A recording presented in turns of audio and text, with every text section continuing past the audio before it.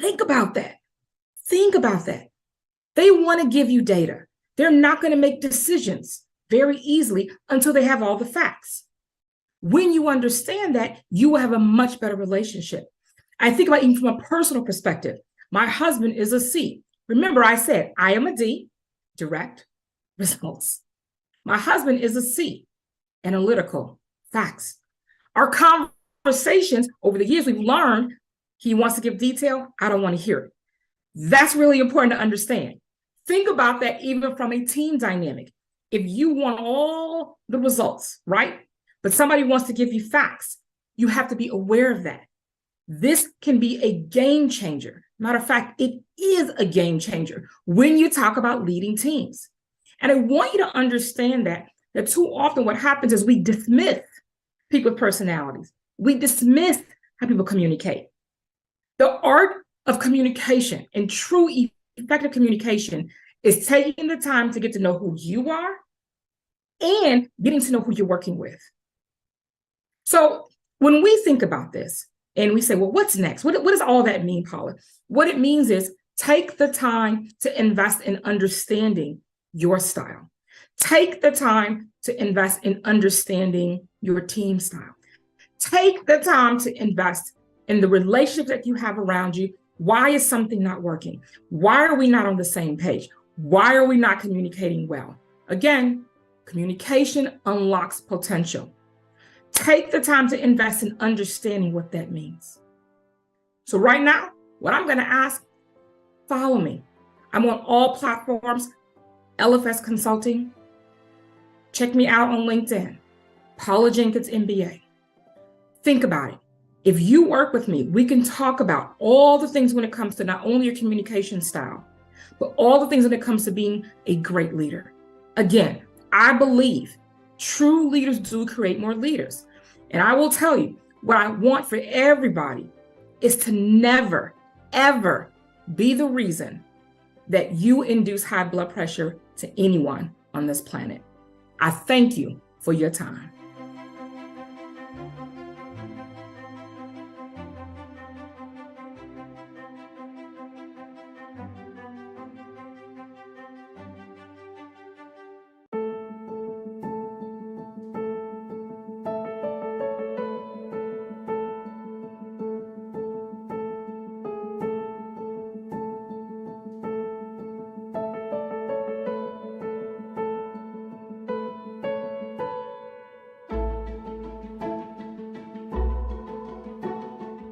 Hello, everybody, and welcome to True Leader, True You, the Art of Effective Communication.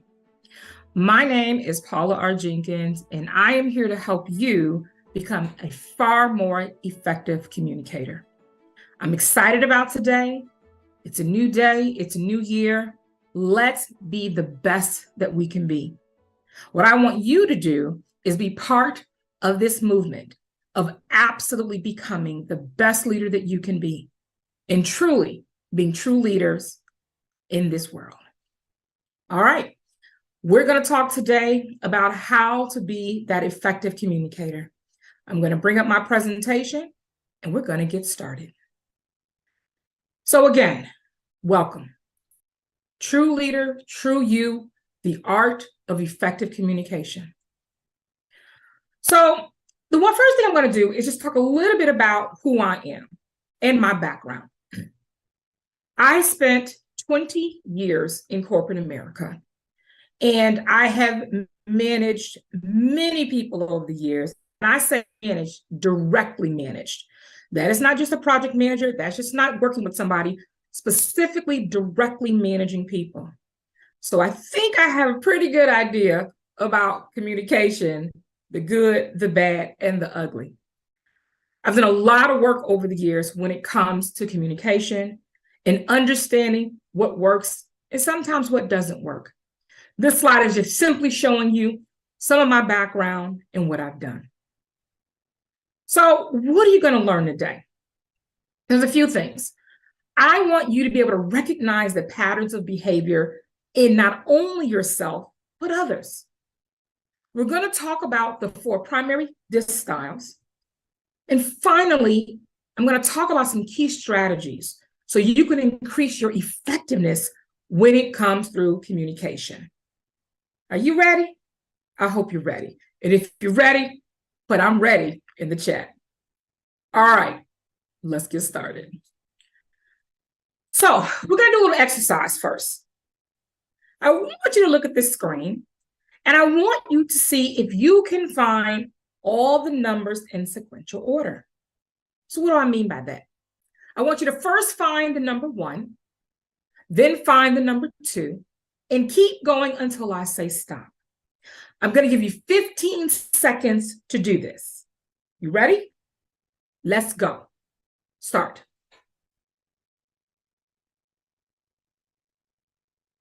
Again, you're looking for the numbers in sequential order. 5 more seconds. And stop. All right. How high did you get to? Put in the chat. Did you find 5 numbers? Did you find 10 numbers? Did you find 15? Let's see. Now, when I do this is going to become a little bit easier, and let me tell you why. So if we put these lines on the screen, there's number 1. There's number 2. There's number 3. And there's number 4. What do we see here? We see a pattern. We see that as you go around, the numbers in sequential order are in each of the different quadrants. So I'm going to have you do this one more time. Look at the screen. And I want you to find the numbers again in sequential order. And let's see how high you go this time, understanding that now that you have the lines, maybe a little bit easier. Again, 15 seconds and go.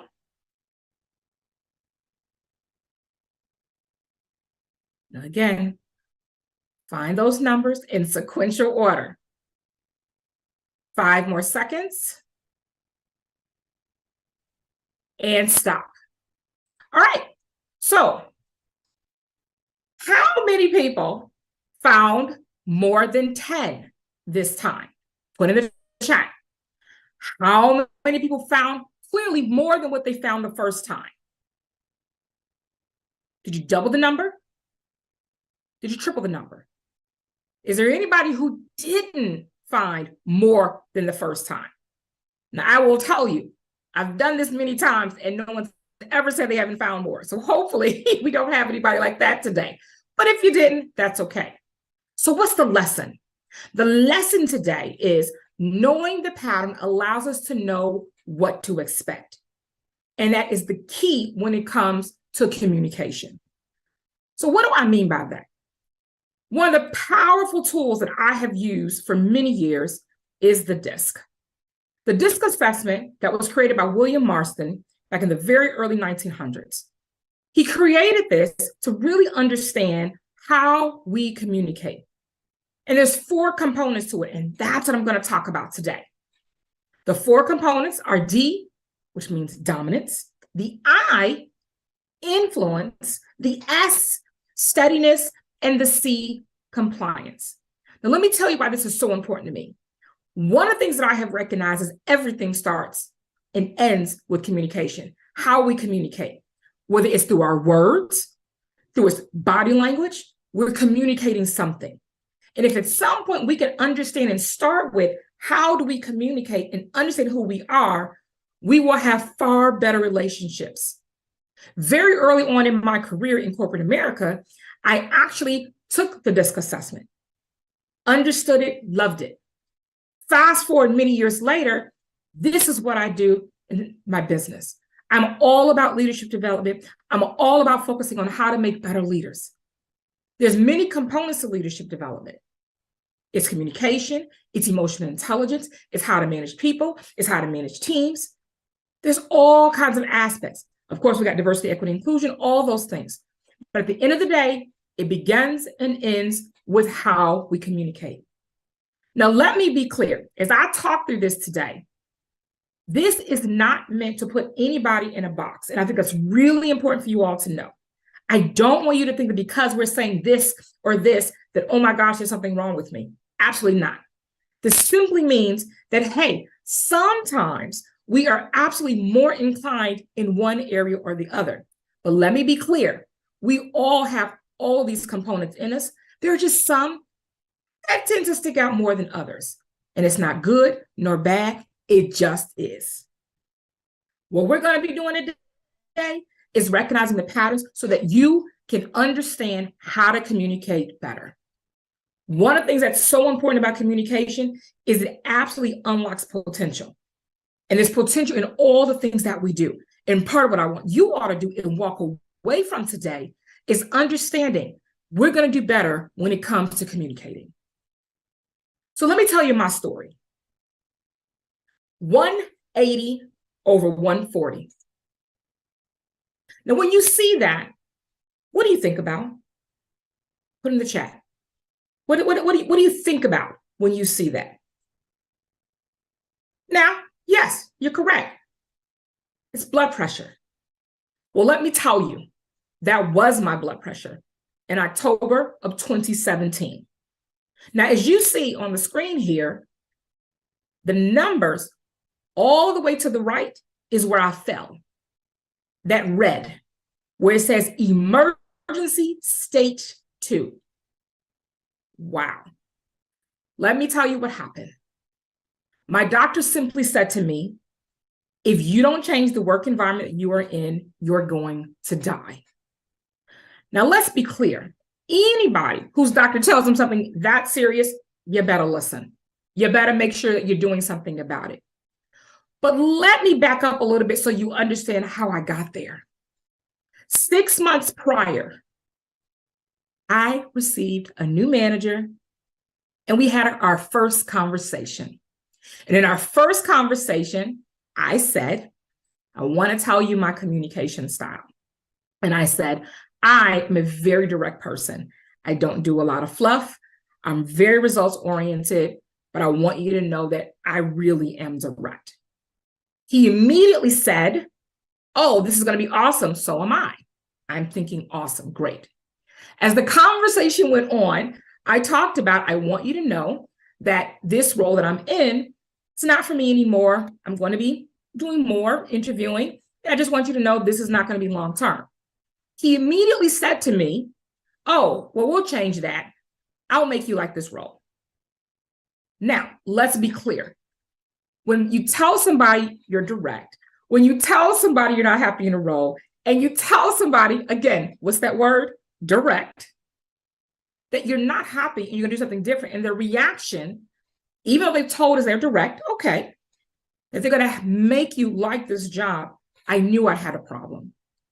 So let's go back to those 6 months later when my blood pressure was 180 over 140.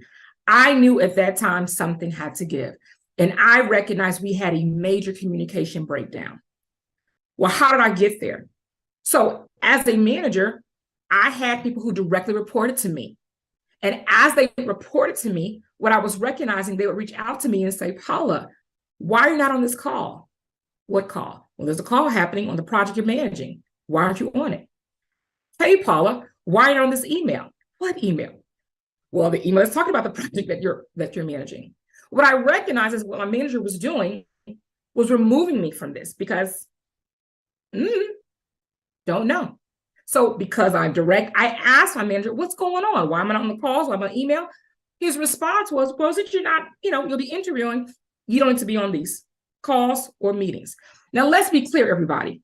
One of the things that we understand in any job, especially if you're a high performer, is you don't just stop because you're not happy. You don't just say, I'm not gonna do my job. You don't just say, I'm not gonna show up. And because I am direct, I explained how that absolutely was incorrect. And until I leave this job, I'm gonna do my job. And that is how I got to 180 over 140. And what I recognize in that moment is something has to change.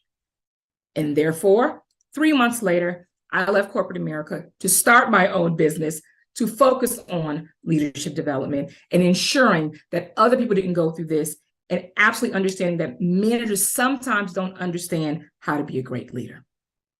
So let's talk about some of these styles that I talked about earlier. DISC is an impactful tool. And let me be clear about that. It's a tool. But what I have recognized is if we use this tool, our relationships will be so much better. And I'm talking about not only your business, but also your personal. So let's talk a little about it. So the first component of DISC is the D. Now, 3% of our population are considered to be Ds. These are people who are very direct, very decisive, very results oriented. And I'll be very honest, I am a D. And one of the things sometimes that is tied to this is people will say, oh, this person must be an A++ person. In some cases, that is the case. And again, remember what I said earlier, this is not about putting you in a box or saying something's right or wrong. It is just sometimes how we show up in our circumstances. That's it. I have no problem with being a D because I recognize for me, that is just who I am. It's not a good or bad thing. Now, the D is a multitasker, and boy, am I. This page talks about some of the key things that a D is. Treasures loyalty. That is me all day long, all day long. Embraces any change that will help them get results, making sure that they're focused on taking what? Control. A lot of times, this is a person who raise their hand quickly to say, I'll lead, I'll do this, because they want to get results. But there's one piece on this page I want you to also understand. The greatest fear of someone who aligns themselves to this D is being taken advantage of. That, again, is definitely me. Now, does this resonate with you all? If you think you're a D, put it in the chat. One time, I think it's really important to understand and say, okay, this is me. It sounds like me. Again, it's not a bad thing. I have managed many people who fell into this D category over the years. Again, it's not a bad thing. So own that D. Again, if you are a D, put it in the chat. Now, the second one is my eyes. About 11% of the population are eyes. These are my friendly people, my spontaneous people. These are the people who, when I say they love to chat, some of us even call them the party people. They're going to get it started. And it's really important to understand that they bring a lot of value to everything that they come into contact with. The eyes are friendly. They're relationship oriented. Now, there's some key words on this screen as well. They can be emotional and animated. They're encouragers. They treasure great experiences. And I will tell you, after leaving corporate America, I actually am a higher I than I ever was, which is kind of cool. It's not a bad thing. Now, on this page as well, their greatest fear is rejection and loss of approval. I'm going to tell you a story about an I that I managed. Many years ago, I received a young man who their manager had left, and he was then aligned to me. And one of the things that we talked about in one of our first meetings is he said, I just want to say thank you, Paula. I said, okay, thank you for what? He said, for saying good morning. So every day when I would pass his desk, because we sat right next to each other, I say good morning. Sometimes we have a little chit chat, but that was standard for me.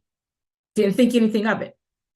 He said his prior manager sat next to him for 2 to 3 years, never said good morning one time. Now, I want you to really think about this. Again, pre-pandemic, we were all in offices. As the manager, passing by those who you manage and never saying good morning one time. And in his space, wants to have a conversation. It doesn't have to be a big conversation, but even just simply by saying good morning and starting the day off, that was impactful to him. And I want you to understand these styles because it does make a difference. When we think that, okay, something as simple as good morning made him happy, yes. relationship oriented, right? Encourager, friendly environment. Can you imagine having a manager for years who sat right next to you and never once said good morning? See, too often what happens is we take that for granted. But again, understanding what's important to those who we manage, those who we work with, and those who we're in relationship with, it does matter. And I want you to understand that, if nothing else today, is keep that in mind. Get to know the people that you are surrounded with. Third, my S's. 69% of our population are S's. Think about that. Stop for a minute. Really think about that. S's.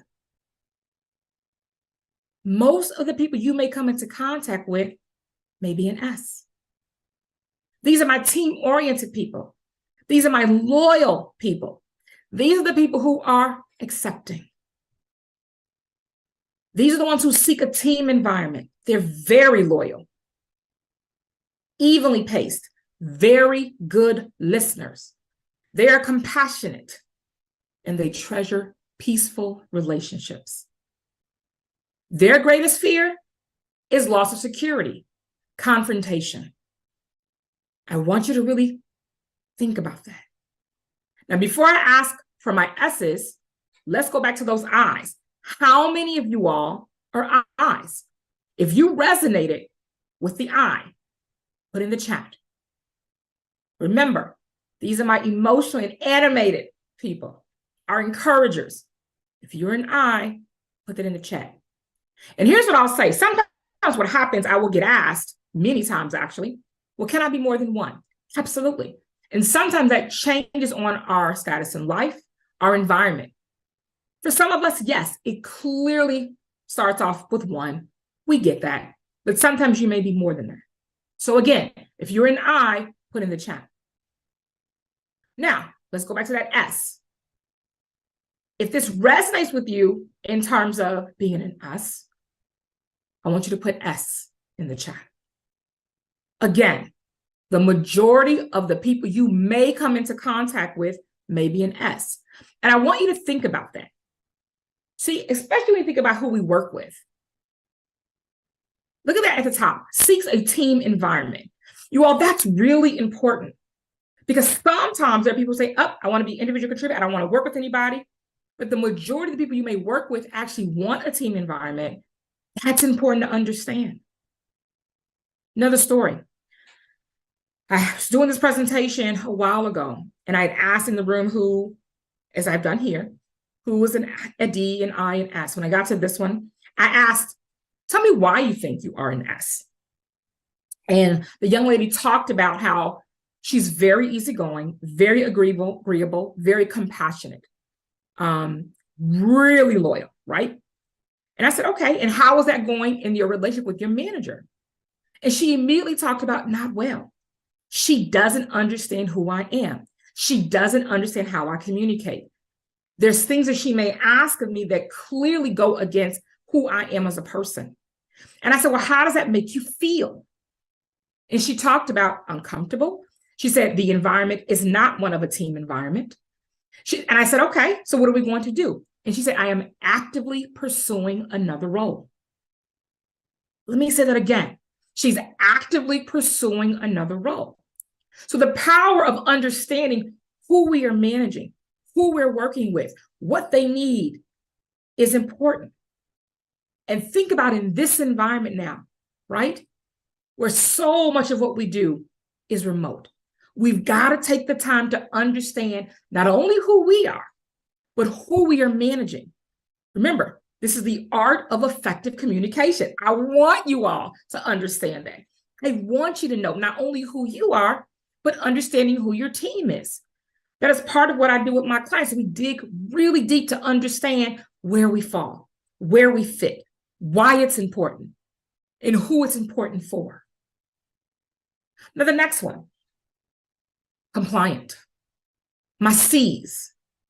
These are people who are very analytical, very accurate, compliant. And they are 17% of the population. These are people who absolutely need the data. They need facts.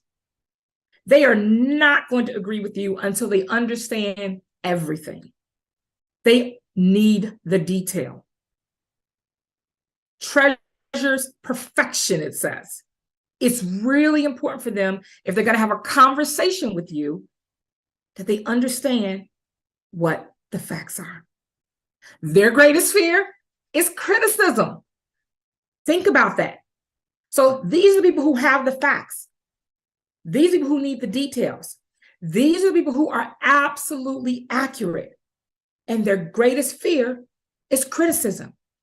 That is impactful to understand with working with people in a team or even relationships.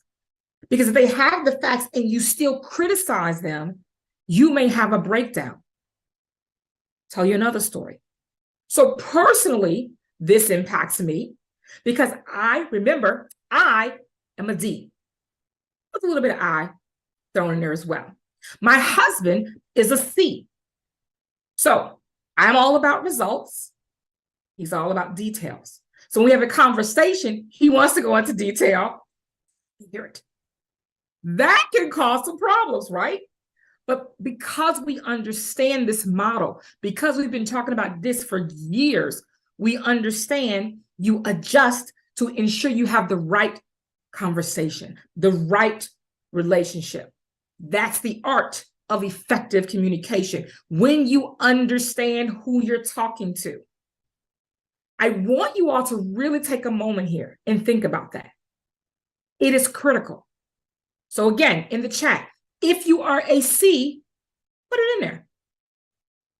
Proudly say, I am a C. Because here's the thing, what happens is when we also learn about our styles, we tend to say one's better than the other. And the reality is it's not. It's not about one being better. What is important is understanding the makeup of your team, the makeup of who you surround yourself, the makeup of day to day when you're having conversation. Who are you surrounding yourself with? Now, I want to really talk to all of you all who are leaders. And I want you to just take a moment and think about your teams. So all of you all put in the chat, I'm a D, I'm an I, an S, I'm a C. Now I want you to think about the teams that you lead. Think about it. Based on what you've seen here, are your teams filled with 1, 2, 3? Or is your team evenly comprised of all 4? Why don't you put that in the chat? Let me know. Because here's what happens. When we take a moment and stop and really think about who our teams are comprised of, we start recognizing, wow, maybe I do have too many C's on my team. We don't have enough fun. We need some I's. Whoa, the majority of my team is filled with S's. Or, wow, we have a whole lot of fun all the time. We're not getting enough work done because we have so many I's. Or we have way too many D's. And everybody wants to be the person with the direct results and we never get any detail, which means we're making decisions off of just results without anything to back it up. See, when we think about this, we can become far better leaders because we will start understanding what we may be missing. And I will tell you, in the work that I do, this becomes so important because you want to understand that. You can unpack a lot when it comes down to understanding who's on your team, what you need more of, what you need less of, why you're having issues, why there's so much talking going on and so much fun going on and not enough work. Or we're mired in details and can't make decisions because we're not getting directly to those results. Again, let me say this. There's not one that's better than the other. But that whole idea of diversity and making sure your communication styles, that you have different ones on your team, is critical. And I want you to make this year the year where you're clear about, I need help. I got to figure out how to make sure I have the right people on my team. That's a critical component of this. Connecting increases your influence in every situation. I love this quote. Let me say it again. Connecting increases your influence in every situation. Because leaders, what? You're influential. You got to understand that. So let's now talk about how do we communicate with each of these people. So now you've thought about who you have on your team, whether you have too many, too less, or you have the right mix. I want you now to think through, as we go through these slides, how are you communicating with them? Or if you don't know, I'm going to give you some steps again to be an effective communicator. So if you have a D on your team, I need you to be direct. Now, I resonate with this one, you all, because this is me. Be brief, be direct, be to the point, then leave. Just saying. I want you to understand that, right? Ask what of them, not how. Because as a D, they don't want to go into the how. They just don't. They want to get right to the point. Focus on results.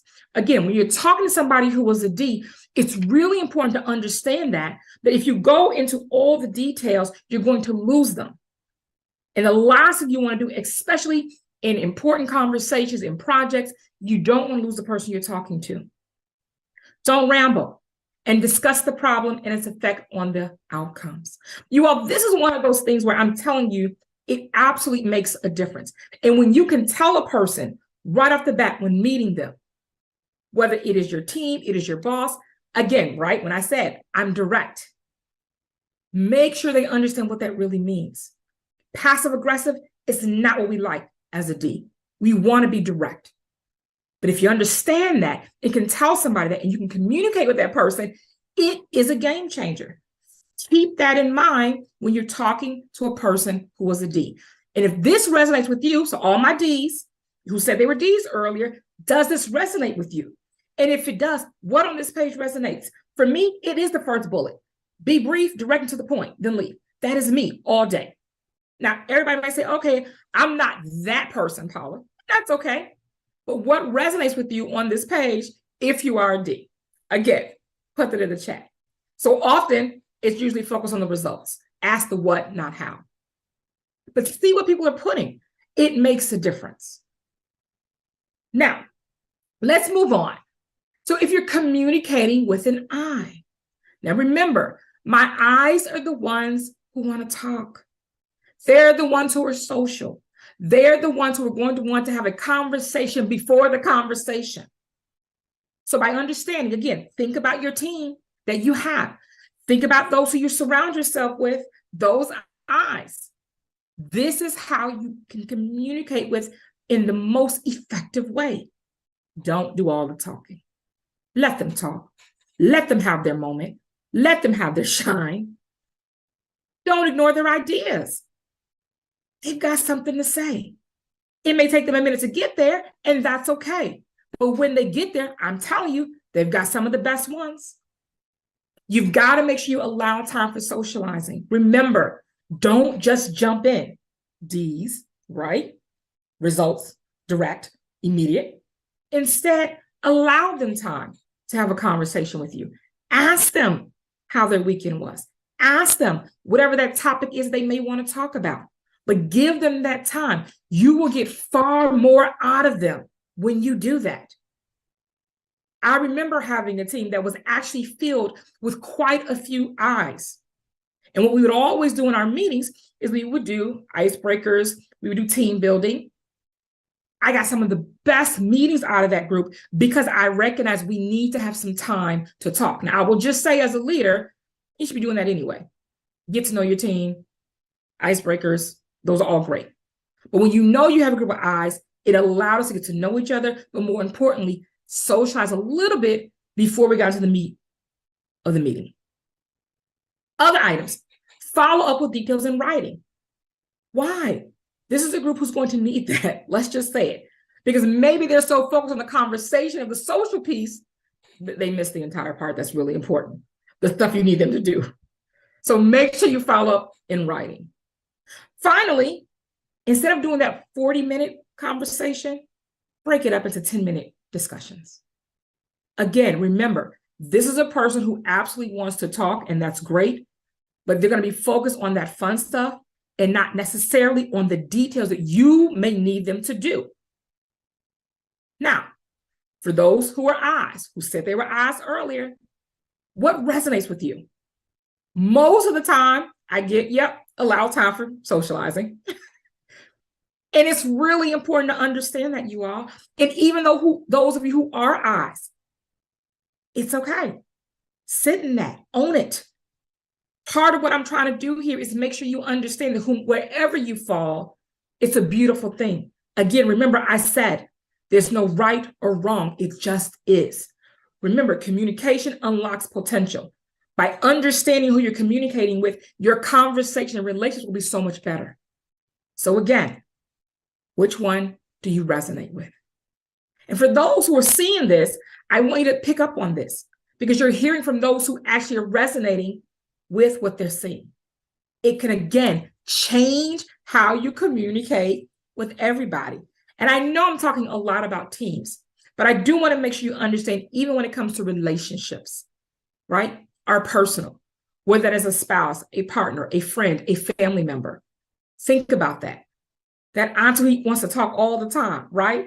You're a child who wants to talk all the time about what's going on, and you're trying to get to the root of a question. Give them the space to do so. Give them the space to do so. When they start recognizing, oh, you really do want to hear, your relationships will improve, you all. It really will. All right, so what about communicating with an S? So again, remember, majority of our population show interest in them as a person. Humanize them. Humanize them. Minimize the potential for confrontation. They don't want to get into a confrontation.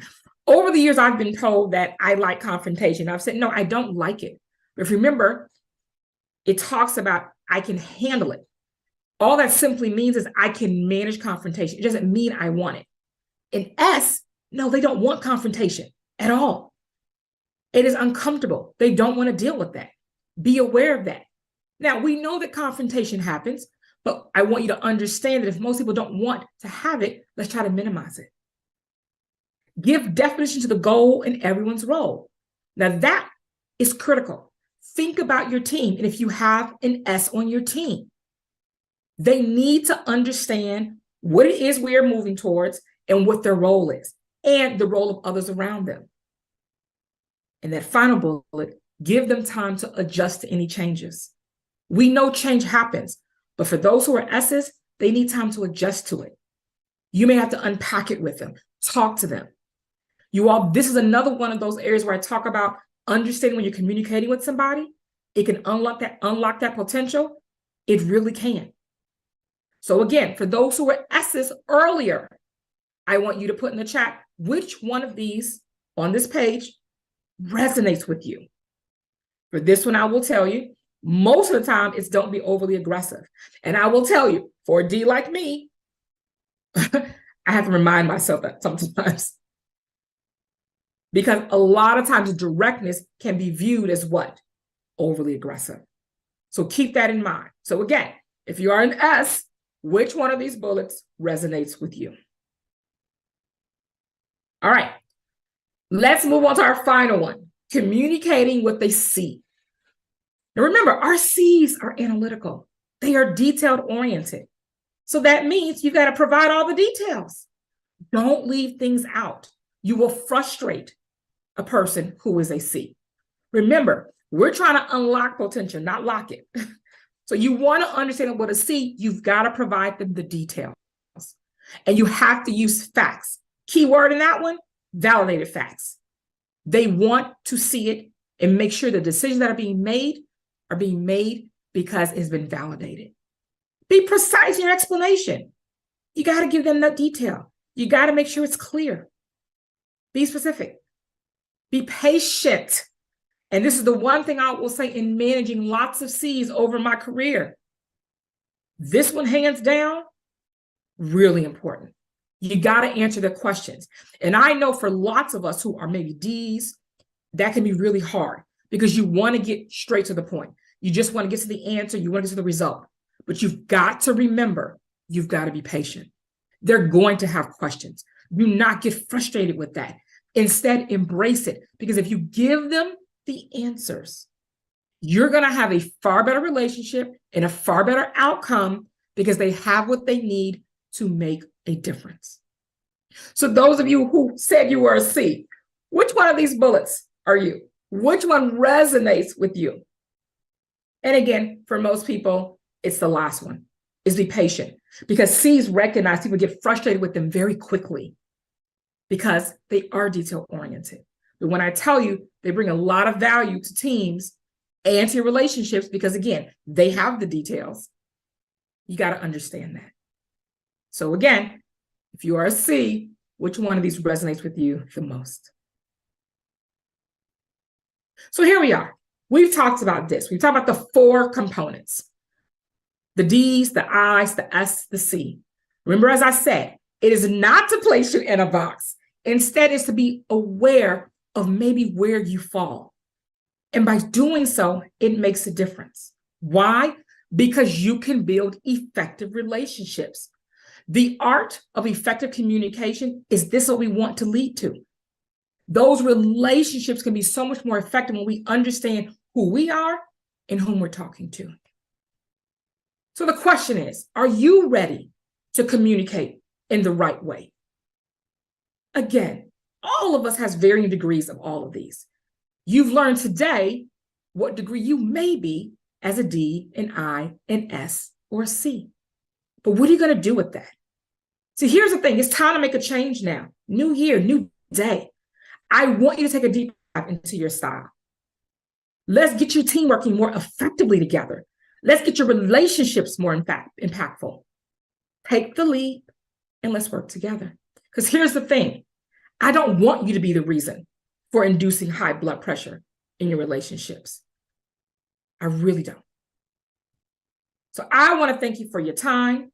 Here's what I ask in every presentation that I do, because guess what? I'm a D and I'm very direct. This URL link is a survey. I like to know how I did. Every presentation I do. If you could fill it out, I would be honored if you would do so for me. So here's the thing, as I wrap up. I want you to focus on being the best you can be. We know every year we all think about great things that we can do for the year.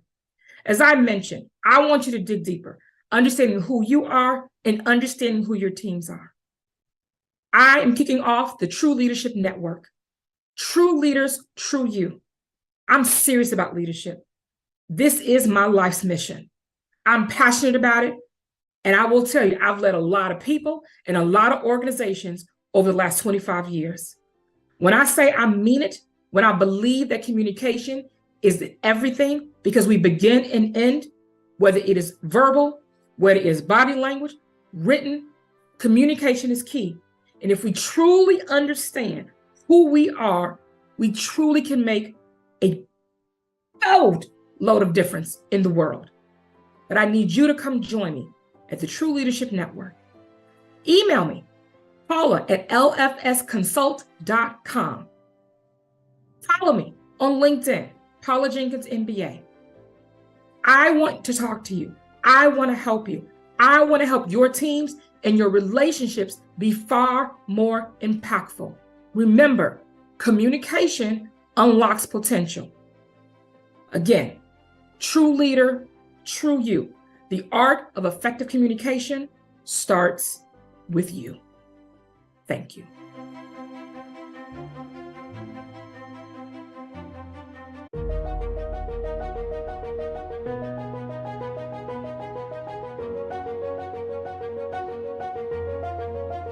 Well, hey, everybody, it's that time. And I'm so excited. I got one of the most powerful ladies I've met in a long time. Myra B. Carter is here, and she's a part of SuccessFest, and I get the privilege of spending some time with him. Hi, Myra. How are you? Hey, I'm great. How are you? Oh, not as good as you, and I'm fantastic because you're here, and I get a chance to spend some time talking to you about SuccessFest and you being a part of it. So my first question is this. A lot of times life presents us with obstacles. What's been your biggest obstacle, either being a part of SuccessFest or biggest obstacle in life that you want to share? Well, my biggest obstacle here at SuccessFest has tested my faith, it's tested my strength, it has tested my living my wow. And because of that, I thought I had it together, but SuccessFest has helped me put all the tape and all the pieces together. And that's why I am so excited to be here. I am so excited. So that I can say that 6 months ago, I was near death, and here I am. All right. So from the lessons that you've learned, what is it that's made you want to share your experiences with other people? Because I work in a field where I support and love on sexual assault survivors. And living where I live here in Utah, it's a lack of brown people that look like me. And it was important for me to represent women that were hurt, women that voices weren't being heard, that look like me, especially little girls. We were taught not to say anything, keep all that in the house. Mm-hmm. So that's what brought me here to SuccessFest, and the community that I have that's helping me be better, more confident. It's just, I love it. And this is what I was missing in my own success. So as you go through the process with people and you encounter them, what's your goal for them to take away from a session with you, an encounter with you, or just the opportunity to be in your presence? What do you want them to take away from it? Well, I really want them to take away achieving something great. I want them to take away that some strength that they have hidden. I want them to take away some strategies from childhood triggers or adult triggers or family triggers that keep them from their success, keep them from living the life that they really want to live. And I hear so many individuals come to me, and it's amazing individuals, and it's a lack of their self-esteem, not what they can bring to the table. It's not their gifts. They're just hiding them, because sometimes it might be a family member saying, I knew they weren't going to get there. Or, are you surrounding yourself with the 50 instead of the 100 in order for you to get where you need to be? And it's the change of your thought, but you think it, so let it come out your mouth to be right, to go back into your mind. Wow, that's fantastic. So, Myra, if you were given the responsibility or the charge of making the world a better place, how would you go about it? What would be the first couple of things that you do to really turn it on its ear and make it a better place? I would definitely, I don't like to talk politics, but I definitely would kind of tax the people that need to be taxed just a little more in order for us to be able to provide resources for so many people that are going through mental health and so many people that don't know where, especially in our communities, we need and understand the difference of communities of color, how they react to things and why they react to them. Got it. Wow. That's how I would change the world, because we have to look at it that way, especially when we're dealing with law enforcement and people that are in a position. Awesome. Well, I'm excited. I'm so excited that you're going to be a part of SuccessFest 23. We're looking forward to the message that you're going to be bringing to the audience. And hey, can't wait. Welcome to 2023, and welcome again to the party. All right, live your wow.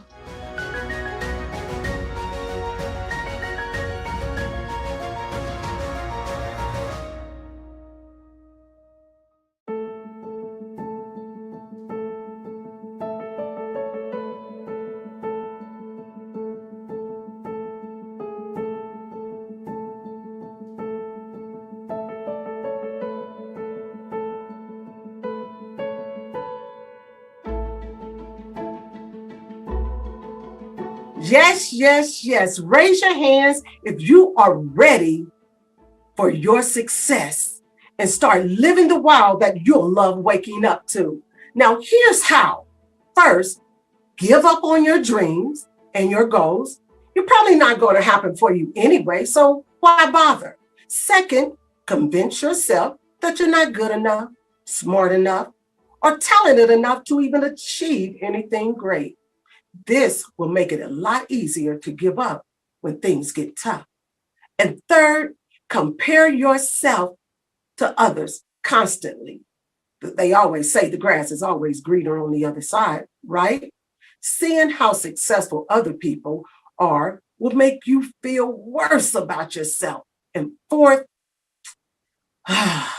all your flaws. Concentrate and focus on all your flaws and shortcomings. What's the point of trying to improve yourself if you're going to mess up again? And finally, don't forget to beat up on yourself when you make a mistake. After all, you're only human and you're not good enough to be anything else. Follow these steps, and before you know it, you'll be well on your way to sabotaging your success. But guess what? I'm not going to let that happen to you because I care about your success.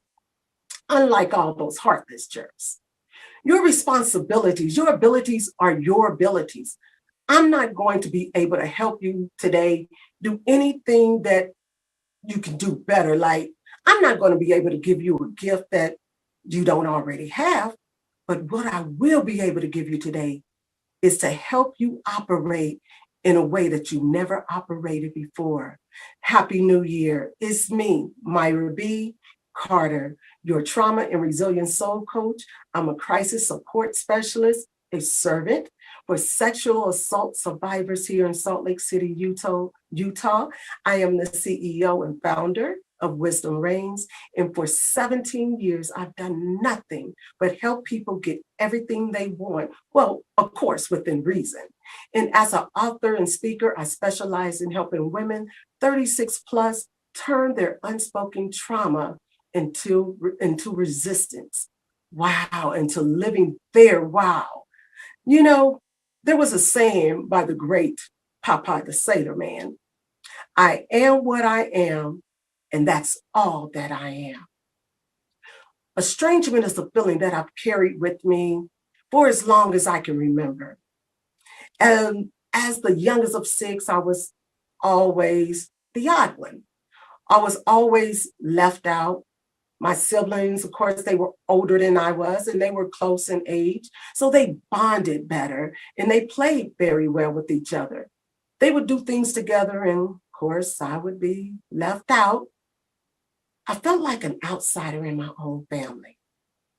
Even though my parents were loving, supportive, and they always tried to make me fit in, I always felt like I didn't quite belong. And that estrangement has been something that I've carried and I have not been able to shake it. And when it comes to me, I was just an object of no one's attention. As a result of not being an object of anyone's attention, I never could connect with others, just not able to speak up, not able to stand up. And these feelings followed me throughout my life. Fear of others would see that I was not smart, I was not pretty, I was a failure. I thought they would see that I sucked, and these were my triggers. I'm going to share with you today how to stop self-sabotaging your success and live your wow. 4 strategies that when you practice it on a consistent basis, it's going to give you a sense of excitement, enthusiasm for every major change, every pivot, every growth goal that you face. The first strategy is feeling, is triggers, the feelings, the fear, the uncertainty of that anxiety, the things that you want to run away from. And I have to believe this isn't just my story.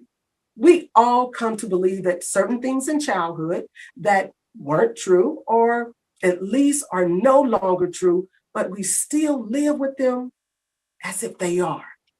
If you ever felt that you weren't good enough, not smart enough, alone, unwanted, fearful, anxiety out of control, couldn't speak up for yourself, trusting others, not speaking out, invisible, powerless, like you don't belong, these are your triggers.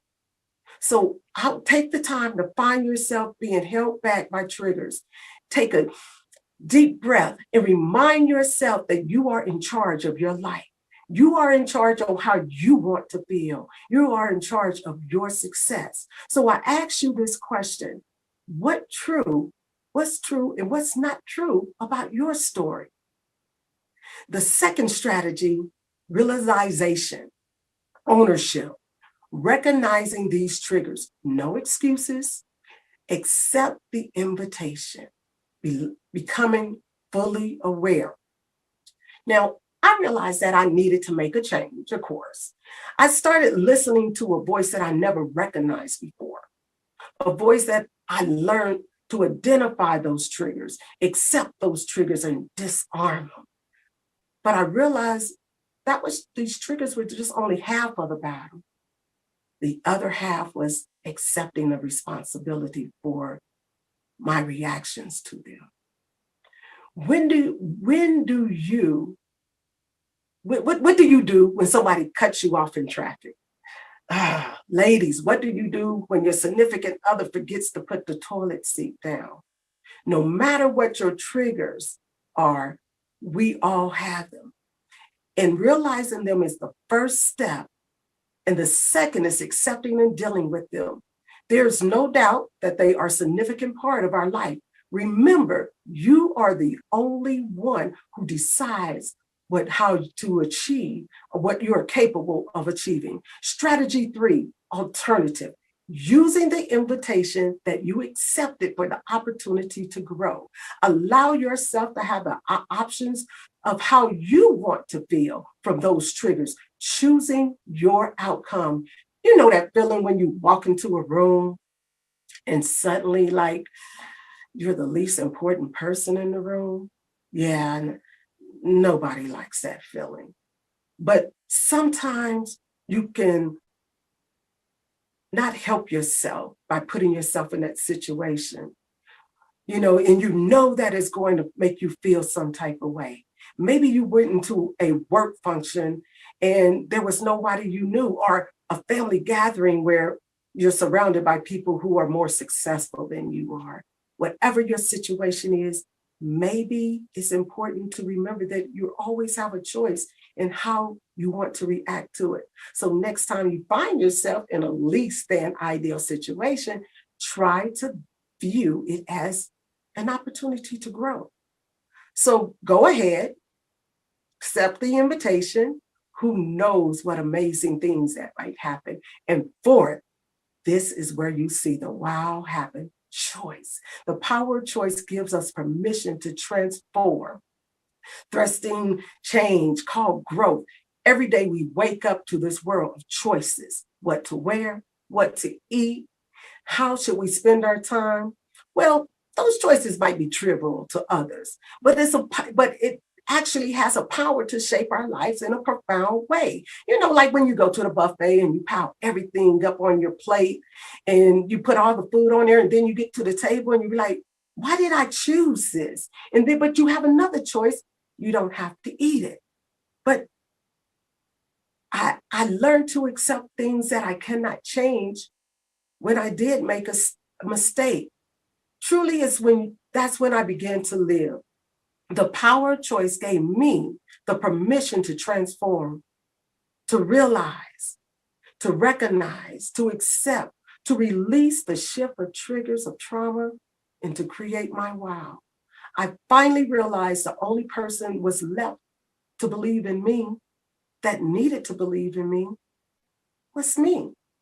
I could have never imagined revealing my insecurities to you here on SuccessFest stage. That would have been more of a bad dream, but yet somehow I'm here living my wow.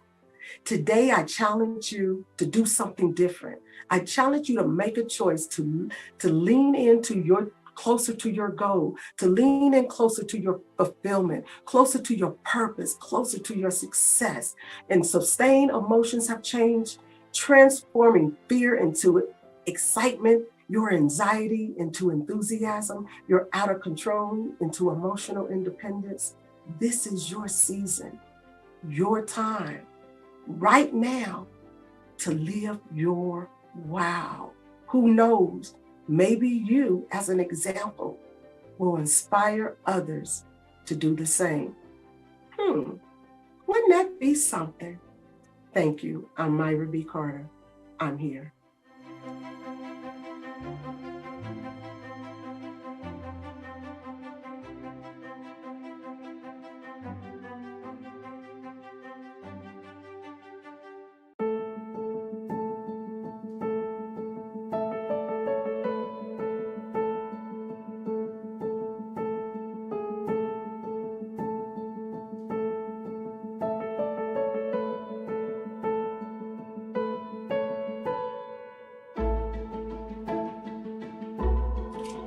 I am what I am, and that's all that I am. By Popeye, the Sailor Man. Estrangement is a feeling I've carried with me for as long as I can remember. As the youngest of six, I was always the odd one. I was always not being accepted. My brothers and sisters were close in age, and they had a strong bond. They did a lot of things together, but they would leave me out. It kind of made me feel like I was an outsider in my own family. I was in the window looking in, like, where is she? Where is she? And even though my parents were loving and supportive, I always felt I didn't quite belong. And that estrangement is something that I've never been able to shake. Well, let me tell you a little bit about my siblings. Well, my oldest sister, she's tall, pretty, smart, and she was married to a professional athlete. So you're saying small-time girl meets small-time boy and make it to the big leagues. Now, my middle sister, very talented, got all the attention. She was the smart one. She was the pretty one. She was the homecoming queen, and she was a pageant queen. Boy, could she dance. Boy, she could outdance anybody. She should have been on Soul Train. And then there's my brothers. Yes, brothers, twins. So if anybody have any twins in their family, you already know that they get all the attention. And then there's my younger brother. Now, my younger brother was super athletic, super smart, super handsome, and super talented. Everything he touched was super. And then there was me. Was never an object to anyone's attention. I am what I am, and that's all I am. Hey, it's me, Myra B. Carter. I am a trauma resilient soul coach, and for 17 years, I've done nothing but help people get everything that they want. Well, of course, within reason. I specialize in helping women 36 plus to turn their unspoken trauma into resilience. I get paid to love on people. Wait a minute, that didn't sound right. My job pays me to love on people as a trauma support specialist for sexually assault survivors here in Salt Lake City. I am the CEO, founder of Wisdom Rain Soul Healing. I love helping women heal, especially with women of color. As little WOC girls, we were always taught what happens in the house stays in the house. And for so long, girls and women like myself have been silenced to talk about trauma, more or less childhood trauma.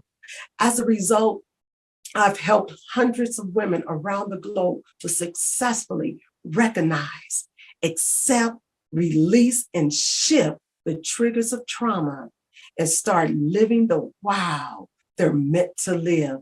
And the stories I'm going to share with you today are very personal to me. So because I never was an object of anyone's attention, my communication skills sucked. My reading skills sucked. My writing skills sucked. If anybody, just write in the chat where you feel you suck. Now, those are mine. You can use them if you like, but those are mine. And I was told I would never graduate from high school, definitely not college. So in a result to me not being an object of anyone's attention, and I sucked, I would act out in school. I don't know if any of you remember, but if we had to read in class, and I was number 4, and the teacher only wanted everybody to read a sentence, what I would do, I would go ahead, read down the line, thinking when it was time for me to read. Now, if she changed or he changed up anything, I'm like, oh, I done got sick all of a sudden. I have to go to the bathroom. And that was because I felt I sucked.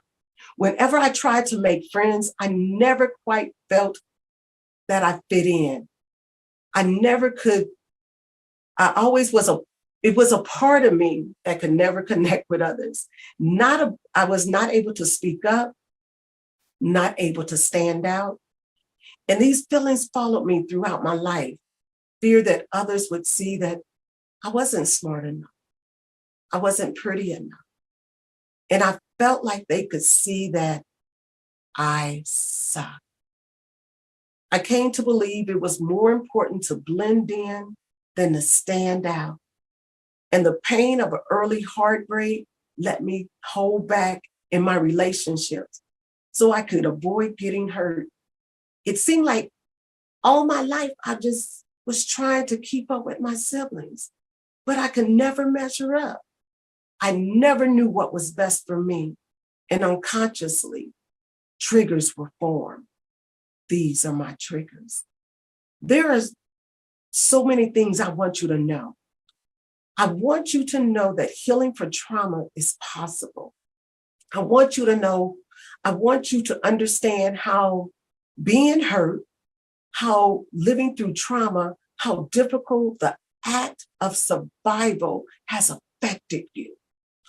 I want you to know how all the things you did to survive and protect yourself have saved your life.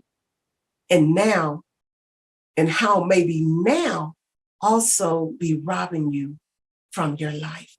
Write in the chat. Tell me what's robbing you from your life. Share with us, because I'm going to give you 4 realistic strategies which enables a person that practice it on a consistent basis the ability to recognize those triggers, reactions, and emotions that we call negative coping skills, negative coping strategies, such as fear, depression, anxiety from trauma. I call them contributions, an invitation to your greatest moments and opportunities to overcome, grow, and become a better you. I don't think any of us leave childhood without some triggers, despite our parents' best intentions. Now, I grew up with parents who were determined to give me and my siblings a perfect life, armed us with love and good intentions. They did everything they could do possibly, the best they knew. So strategy 1 is triggers, the feelings, the fear, the uncertainty, the anxiety, the control, those things you just want to run away from. Now, this isn't just my story.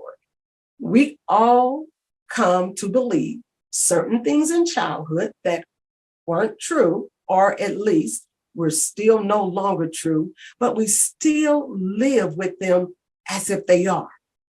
If you ever felt not good enough, not smart enough, alone, estranged, if you ever felt you couldn't trust yourself, you couldn't trust others, speak up, stand out, ask for help, feel obligated, invisible, powerless, like you don't belong. These are your triggers. Write down in the chat if you want to share with us, what are your triggers? Because these triggers can hold us back. I found myself defaulting to others' opinions when I should have been trusting myself. Staying quiet when it would have benefited me to speak up.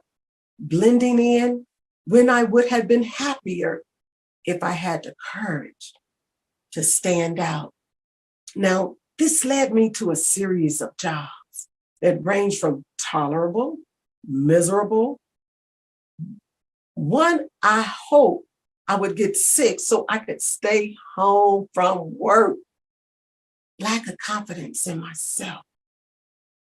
Fear, my beliefs, I suck, affected the way I perceive my world, which changed how I acted, which led me to self-fulfillment prophecy. I felt small and my world became smaller.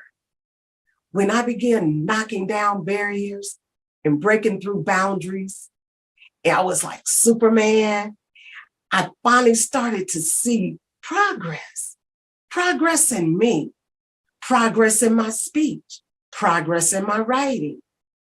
And then it happens. My manager asked me to go into a meeting and host a meeting, only for 10 people. And then after the meeting, he wanted me to write an email. The feelings, the fear, the uncertainty, the anxiety, I started to sabotage my career.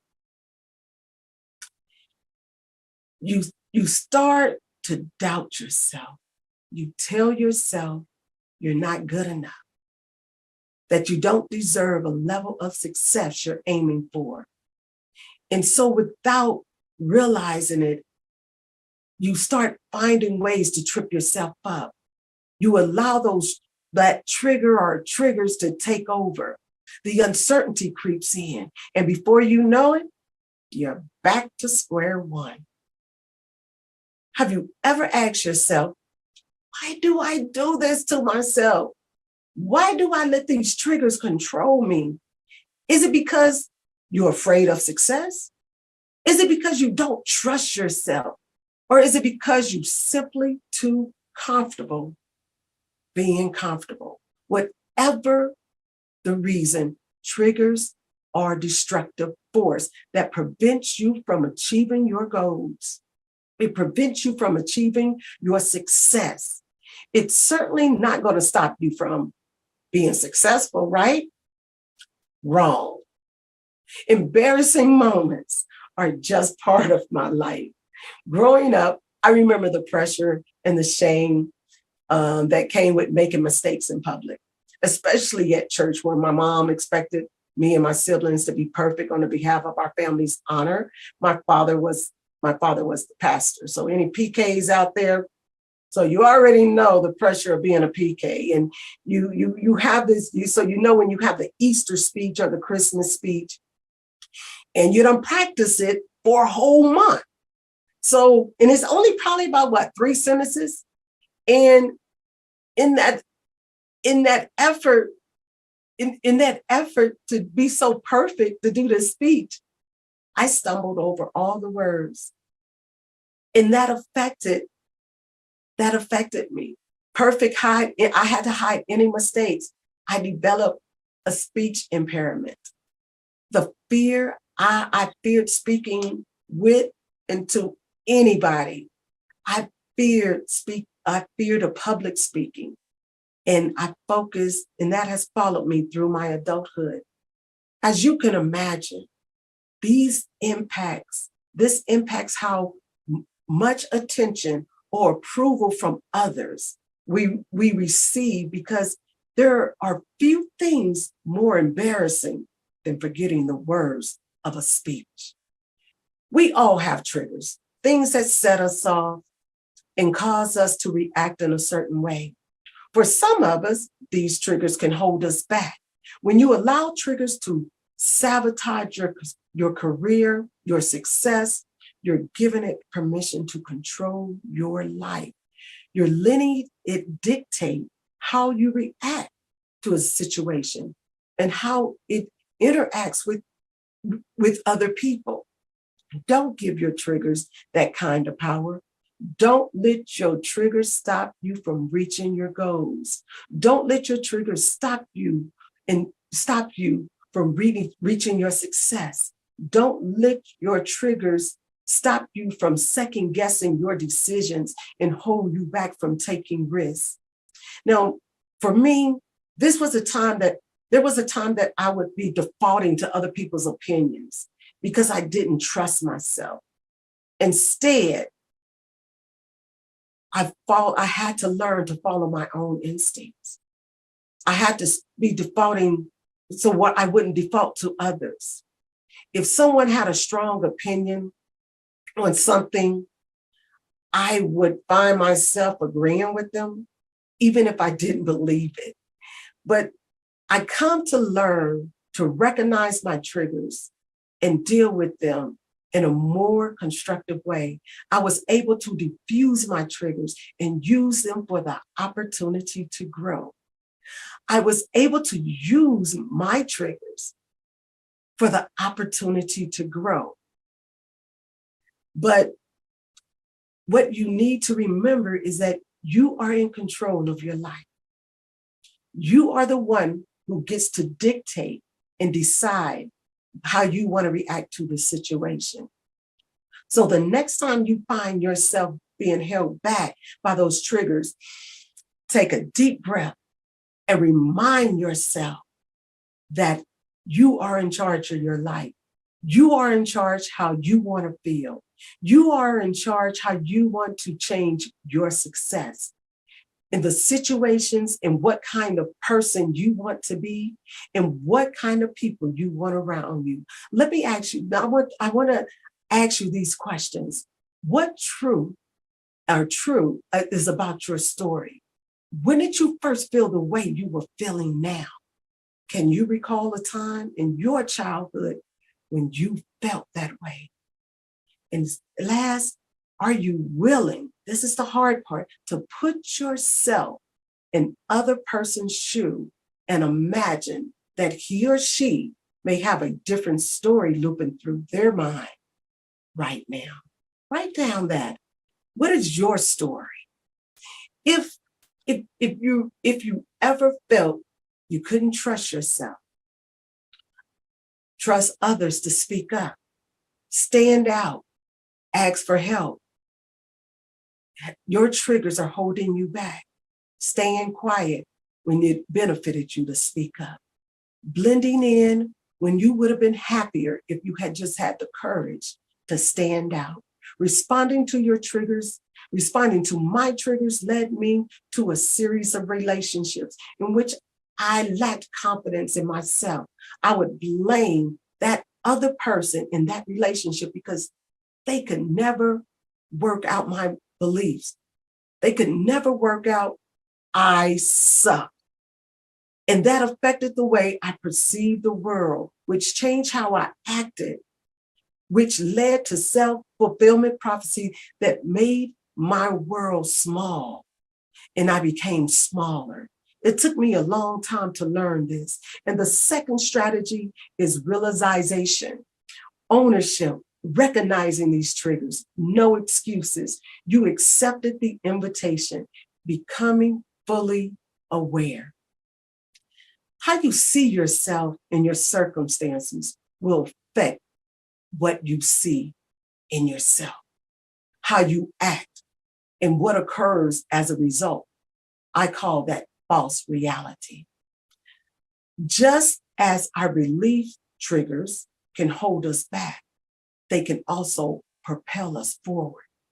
So I heard this was a little something called creative potential. the ability to rise expressions to individual creativity's ability. I was able to develop a sense of self-confidence, even when it didn't feel right.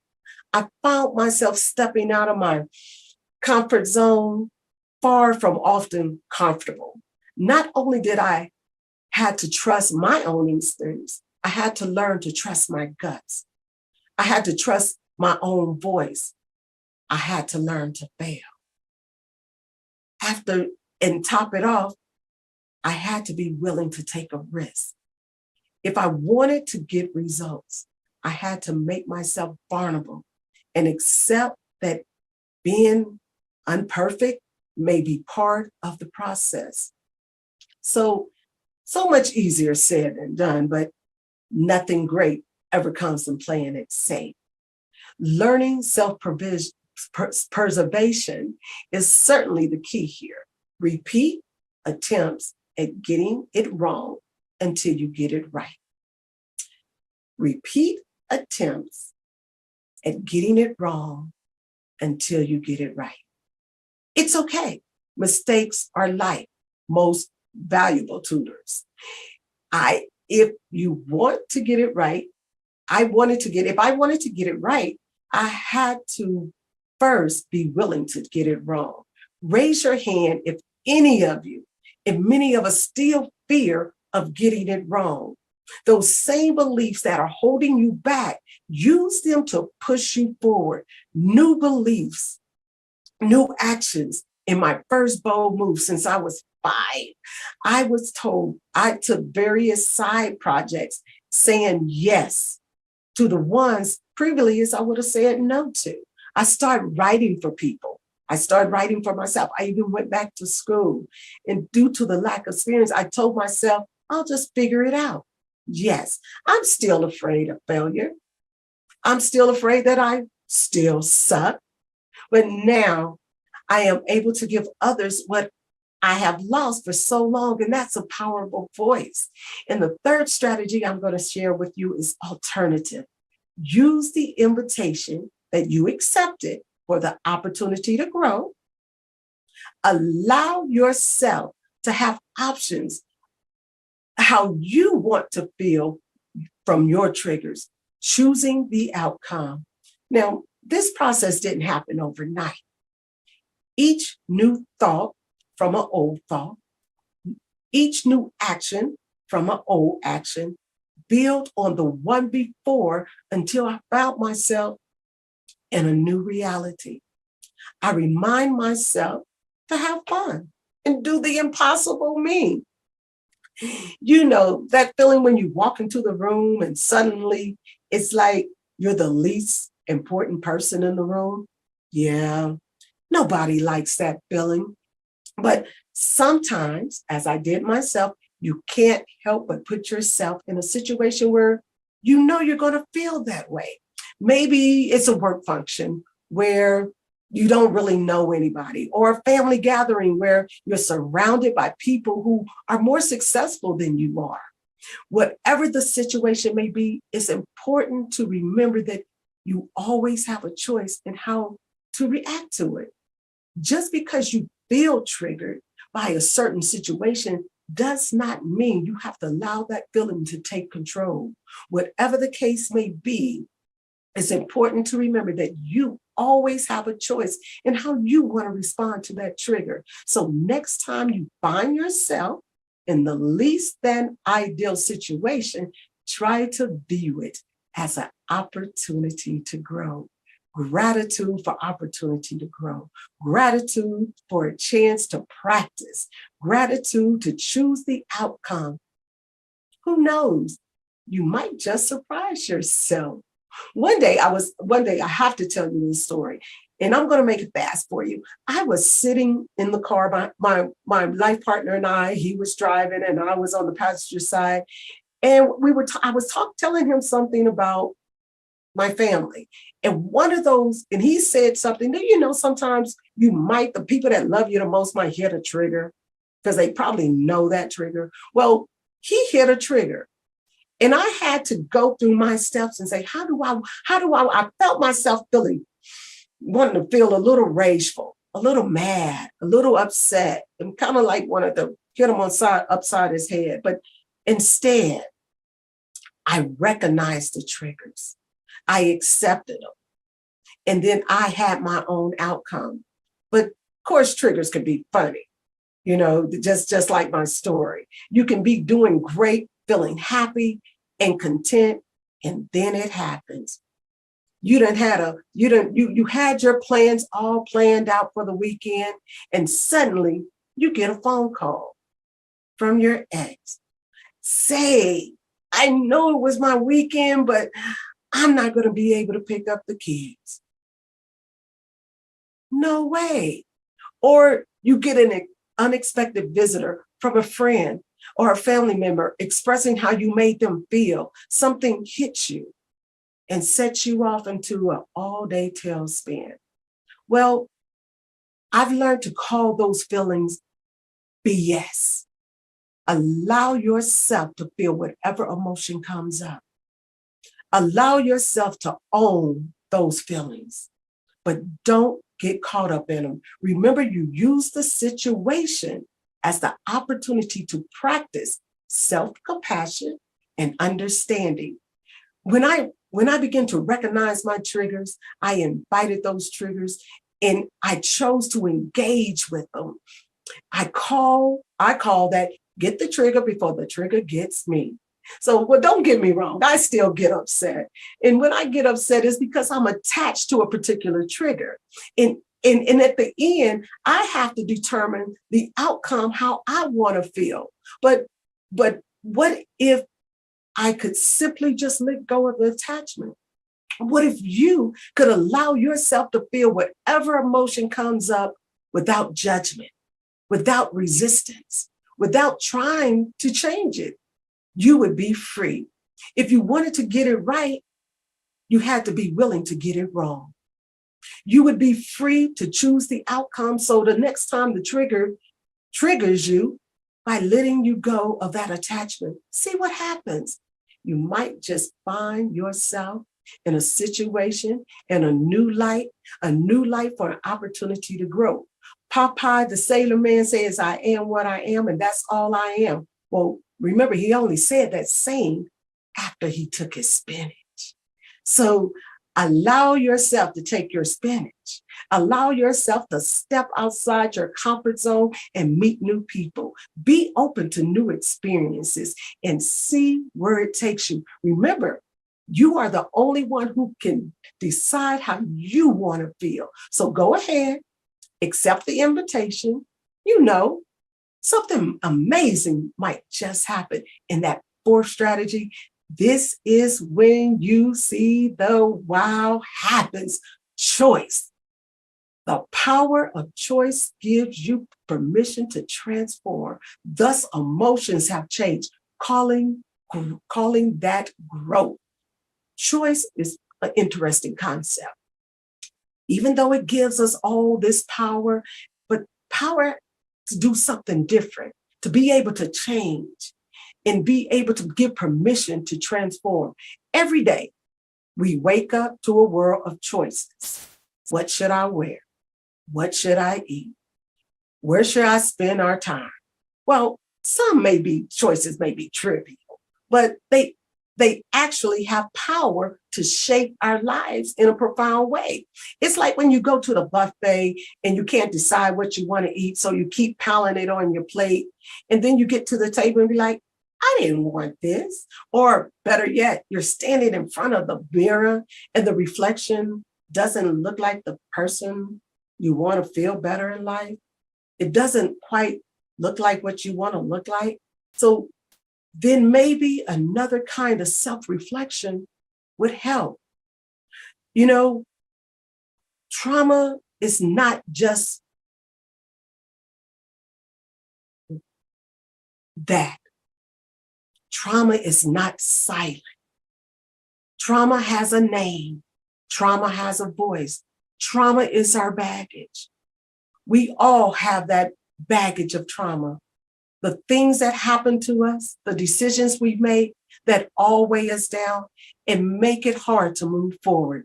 We get caught up in these triggers, or our own grown children or adult children's lives and their triggers, that we forget to live. When I finally let go of those baggages, those triggers, I finally was able to see all the gifts that my life had to offer. But what if we let go? What if we forgave ourselves? What if you forgave yourself for holding on triggers that were not your mistake, and learned to accept the things you cannot change when you do make a mistake? This is when you truly can begin to live. The next time you're feeling that the way down of your baggage, your triggers, whether it's failing a test, getting rejected from your dream job, or going through a breakup, this is a moment that can define you. You can either let them break you down, or you can use them as a fuel to propel you forward. Remember, you have a choice to define your success. And when you do, you'll be the one step closer to living your wow. The power of choice gave me permission to transform, recognize, accept, to release and shift the triggers of trauma and create my wow. I finally realized the only person that was left to believe in me, that needed to believe in me, was me. And it's ironic, I wasted so much time in my life feeling like an outsider, feeling like I was different, feeling like I sucked, feeling like I just didn't fit in anywhere. It turns out that I'm different. I don't fit in anywhere. I fit in everywhere. Turns out it was my gift all along. It wasn't just my character. The gift is essential of who I am. I never could imagine revealing my insecurities to you on this SuccessFest platform. That would have sound like a bad dream, yet somehow I'm here living my wow. Something tells me that it's your time, your season for you to live your wow. So I challenge you. I challenge you today to do something different. I challenge you to make a choice that will lead you to closer to your goals, closer to your fulfillment, closer to your success. The choice to be true to yourself, to be healthier, to transform your fear into excitement, to be more at peace, to be mindful how you want to feel. Sustained emotions have changed, transforming your fear into excitement, your anxiety, enthusiasm, out of control into emotional independence. This is your season, your time right now to live your wow. Who knows? Maybe maybe your wow will inspire others to do the same. Wouldn't that be something? I'm Myra B. Carter. Thank you.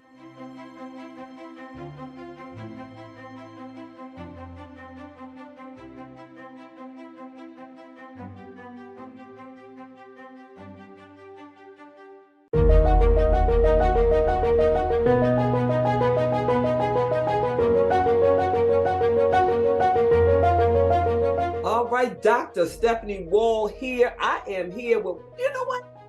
I want her to introduce herself.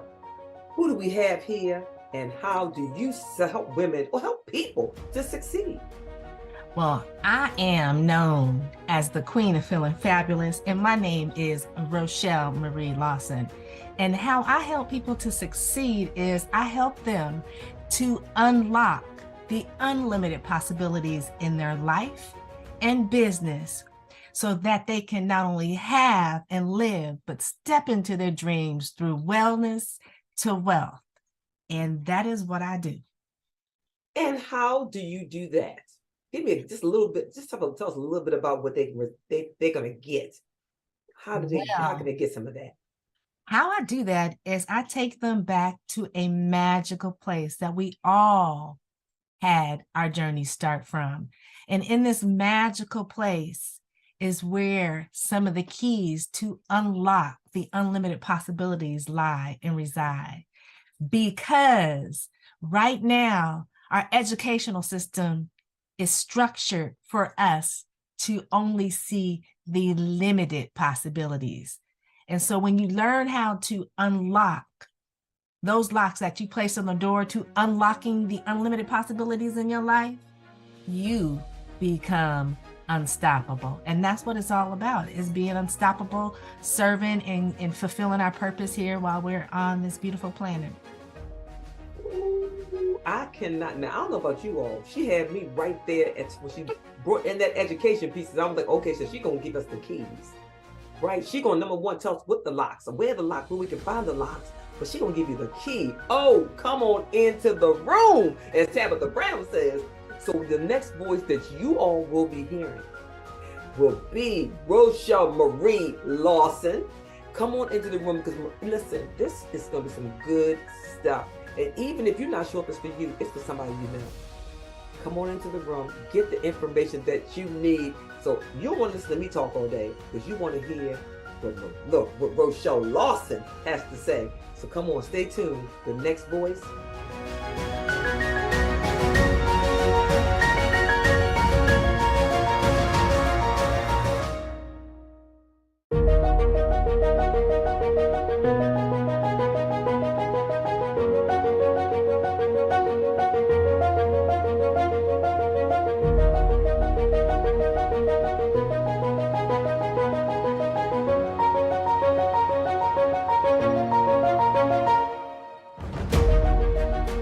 Hello, everyone. I'm Rochelle Marie Lawson, and I am known as the Queen of Feeling Fabulous. I am the owner of 2 very successful businesses, and I am here to share with you how you can unlock the unlimited possibilities in your life through wellness to wealth.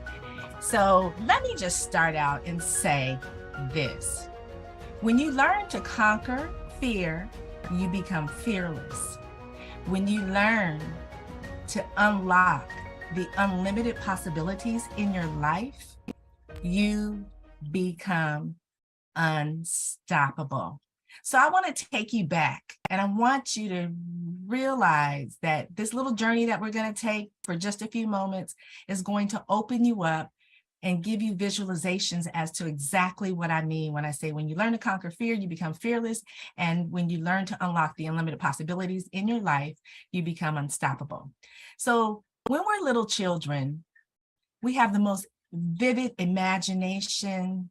We can visualize things, we fantasize things, we can live in a world of imagination and fantasy. We can be, see, do, and have whatever it is that we want. There's no limitations in our life except for maybe with what our parents tell us. But as far as us and our own little lives, there is no imagination that can stop us from being, seeing, doing, or having whatever it is we imagine. We're just so creative, and we're uninhibited by the limitations that get put upon us in life. When you watch little children play, they're very imaginative. They can take a rock and a stick and make it into a game. They can take a pillowcase and wrap it around their necks, or a towel or a blanket, and that becomes their cape, and they become the superhero in their life. Nothing is beyond the capacity of a little child. So what happens? What happens to that beautiful world of imagination, visualization, and fantasy? Well, what happens is we start school. And by the time we get to the 4th grade, we are systematically programmed to think with limited thoughts. And as we continue down our path to bliss, our journey with the limited thought processes become more and more structured. How many of you can relate to this? How many of you have heard, girl, you need to go to school, or boy, or kids, whatever, you need to go to school, get good grades so you can graduate. You need to get those good grades so that you can get into a good college, graduate from college, get a good job, stay in that job until it's time to retire, and then live your life. How many of us have heard that? I know I heard that growing up, but I always knew that there was something different for me. That just didn't make a lot of sense to me. When I was a little girl, my nickname was Princess, and I own that like a badge of courage.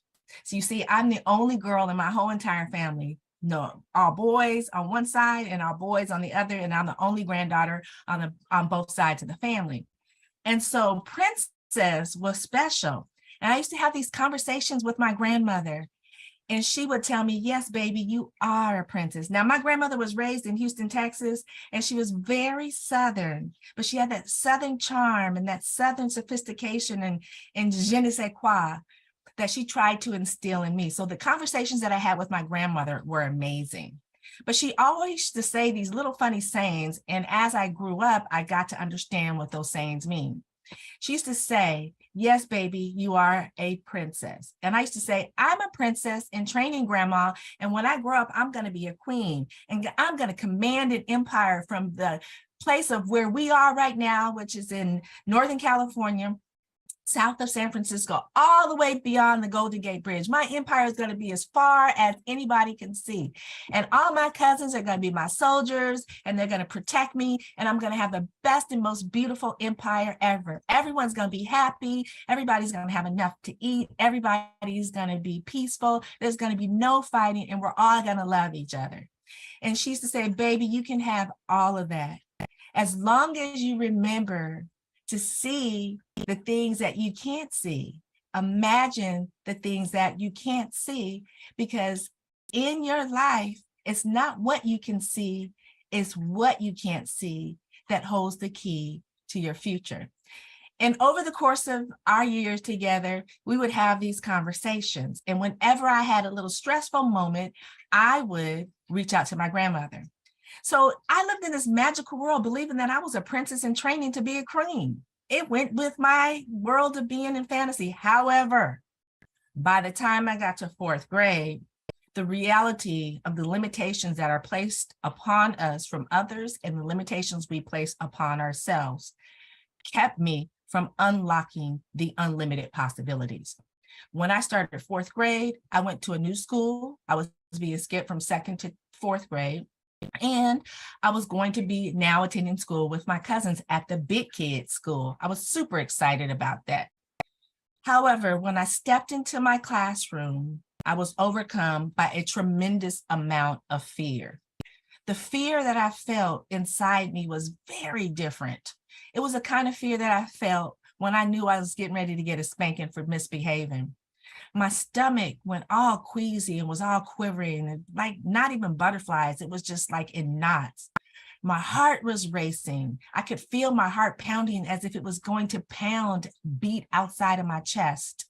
My mind was like trying to get a grip on everything. Remember, I'm 8 years old, and I should have been super excited. But when I stepped into my classroom, I was overcome with fear that was so paralyzing that I didn't move forward. I looked at the kids, I looked at my teacher in the front of the classroom, I looked at the new chalkboard, I looked at the bigger desk, but I couldn't move forward because there was this little girl looking at me, and she was looking at me not in a nice way. She was looking at me with a look that she wanted to kill me. And while the teacher was busy talking to other parents, she walked up to me and she told me, you're going to be my target for this year. And I'm going to make sure that I do everything possible to make you suffer. You see, I was 8 and she was close to 10, and she probably weighed 20 pounds more than me. And from that moment forward, I knew that I was going to have a difficult year. In fact, this girl bullied me all throughout most of the school year. She would hit me.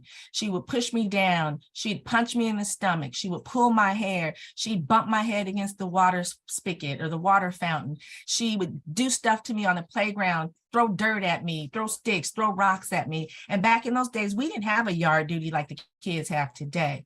And so I went through this day after day after day. And what happened is I began to make up stories about why I couldn't go to school. My stomach hurt, I had a headache, I wasn't feeling good.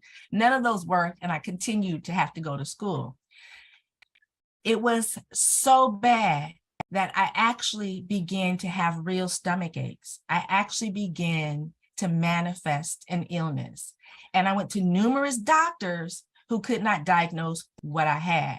But that instance, that moment in fourth grade, put me on a journey of 17 years of dealing with my health and well-being, of dealing with issues where I wasn't feeling well. But let me get back to the story about the little girl. So finally, I had this conversation with my grandmother, and I told her a little bit about what was going on. I didn't tell her the details, but I told her I was afraid. And she said, again, baby, remember, Grandma always says that the solution is not what's in front of you, it's what you can't see. It's not the obvious things that you need to pay attention to. It's the little subtle things, the things that you can't see. That is where all the answers to your problems are. And so I got to thinking, I got to dreaming, I got to fantasizing. I tapped back into that little girl self of mine, because remember, I'm a princess in training to be a queen, and queens rule their empire. And I figured out a solution. So one day the girl came up to me in school, and she proceeded to do what she was going to do. And I rolled up my fist and I punched her in the nose, and I had no more problems since. And I was able to finish that year without being bullied anymore, without her punching me, without her terrorizing me, without her pulling my hair. And I finished that school year in honors. But it was that school year that set me on that 17-year journey with my health and well-being. And through this journey, I encountered many instances, but I knew from that moment in fourth grade, when I conquered my fear of the bully, that I could conquer any fear in my life. And so I set myself out to discover what it was that was limiting me in all areas of my life as I traveled down my path to bliss. And what I realized was I was looking at the problem from seeing the solution in front of me instead of tapping in to the unlimited possibilities that lied behind the solution that I couldn't see. You see, I had troubles with my relationships and my family, with my friends, my work colleagues, my business. I would have money flowing into my business and it would go right back out. I was not feeling unstoppable. But what I discovered when I was 25 was I have the key, and the key is tapping into the unlimited possibilities through wellness to wealth. When I was 25 years old, I had a download, and the divine showed me exactly what I needed to do. I incorporated that into my life, and within 9 months, I was completely healed of my illness that I had been suffering with for 17 years. And everything in my life changed. My relationships changed. My business went from being a no-name business to being one of the top 50 women-owned businesses in the Silicon Valley. Everything in my life gelled and ebbed and flowed. And it was because I learned how to tap into unlocking all those locks that I had placed on the door to unlocking the unlimited possibilities. And the gift is that you can learn to do this too. Remember, tapping in to that childlike of yourself will open up a vast amount of possibilities that will allow you to unlock the doors to unlimited possibilities in your life through wellness to wealth.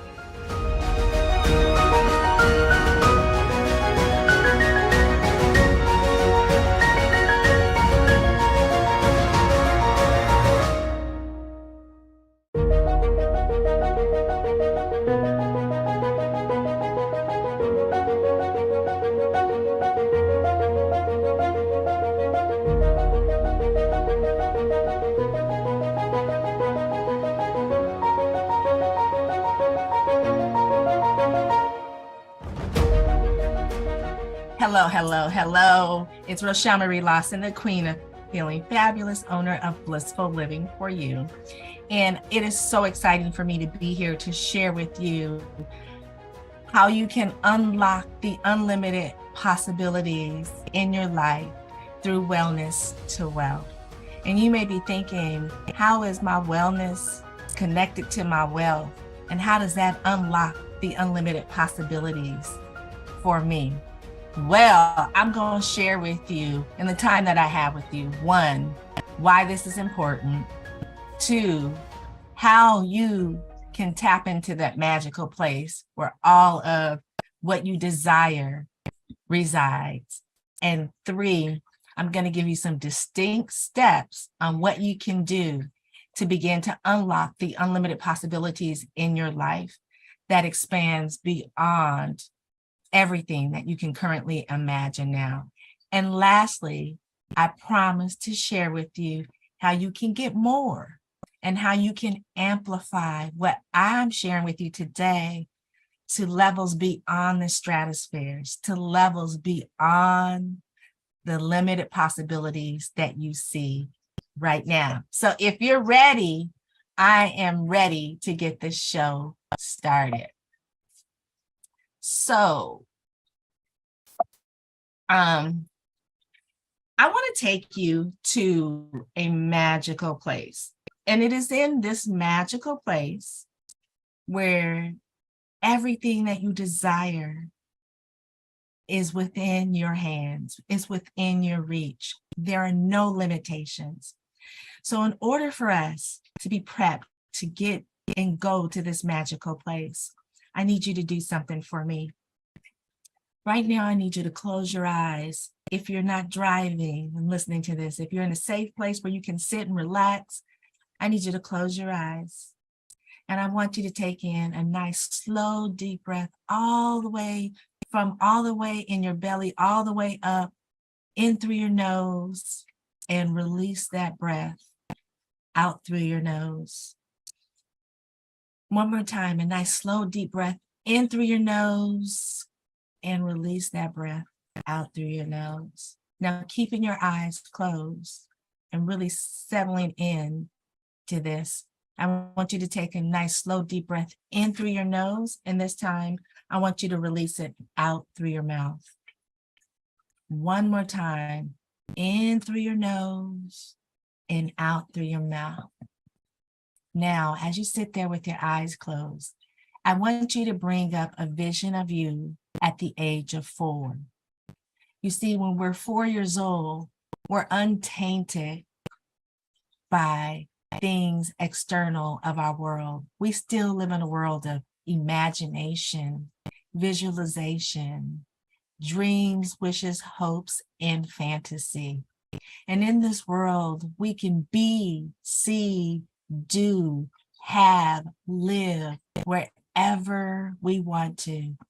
There's nothing preventing us in our magical world of imagination and fantasy that holds us back from being all that we can ever want to be. And as you sit there thinking of this, I want you to visualize yourself at the age of 4.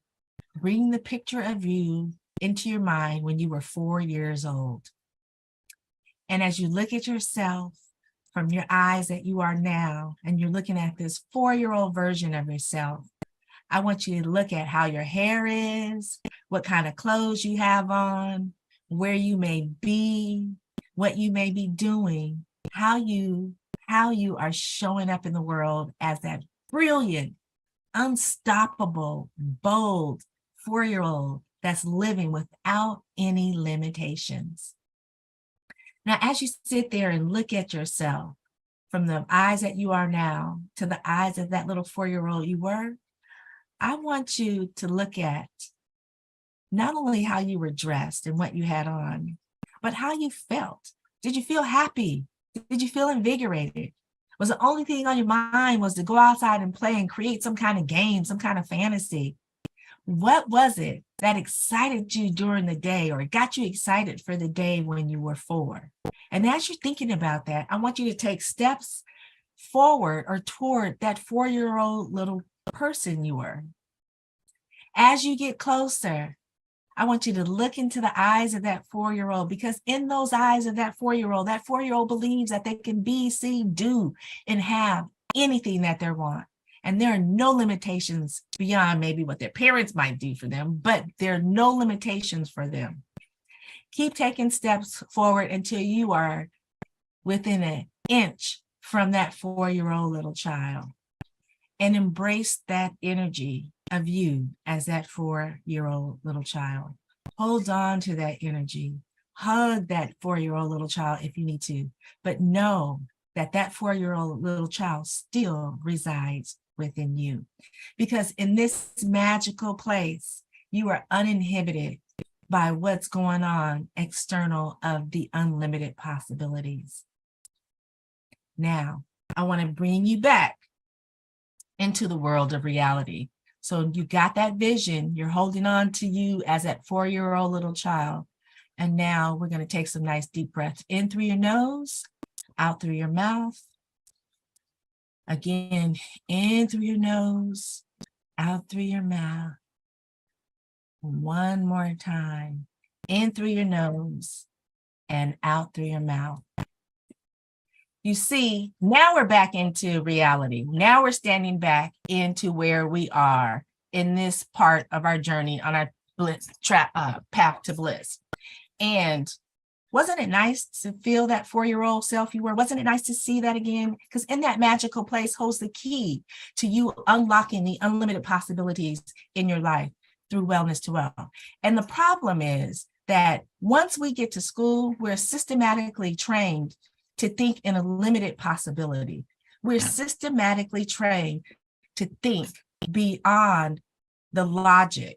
I'm sorry, we're systematically trained to not think beyond the logic, but to think about the logical, the analytical, the things that we should be doing. And all of these are external of us because they limit us to where we want to go and to what we want to do. So the unlimited now becomes limited. And what happens is our time gets taken away from us. We are put upon different sides. So we're put upon each other to fight against each other's. Our words are manipulated. Again, we're in our systematic formalized education training of being schooled. They turn us against each other, Democrat versus Republican, white versus black, male versus female. They fool us into thinking that we really have choices when in actuality, our choices are become more limited. They scare us into believing things that are going to happen to us if we don't toe the line, so to speak. And they give us false hope about things that may not be a reality for us. This is what I want you to understand, my friends. All of this steals our time. All of this helps us to put locks on the door of unlimited possibilities. And yes, all of this deters us from really stepping into the essence and being the kings and the queens that we were meant to be, being the kings and the queens that we visualized we were when we were that 4-year-old little child. There is a huge disconnection, and this connection affects every aspect of our life, every aspect of our life. Now, I had a 17-year journey where I was completely disconnected from the realities of what I needed to do with myself and within my life. And the 17-year journey had me traumatized in so many ways because I developed a health and wellness condition that could not be diagnosed by no matter how many doctors I went and saw. So my well-being was affected by the limited thought processes that I was picking up as I traveled down my path to bliss, getting that formalized education in school. I don't want this to happen to any of you. And I'm here to tell you right now that you have the power to overcome this. And I'm going to share with you as we go through this journey, as we continue this journey, how you can do that.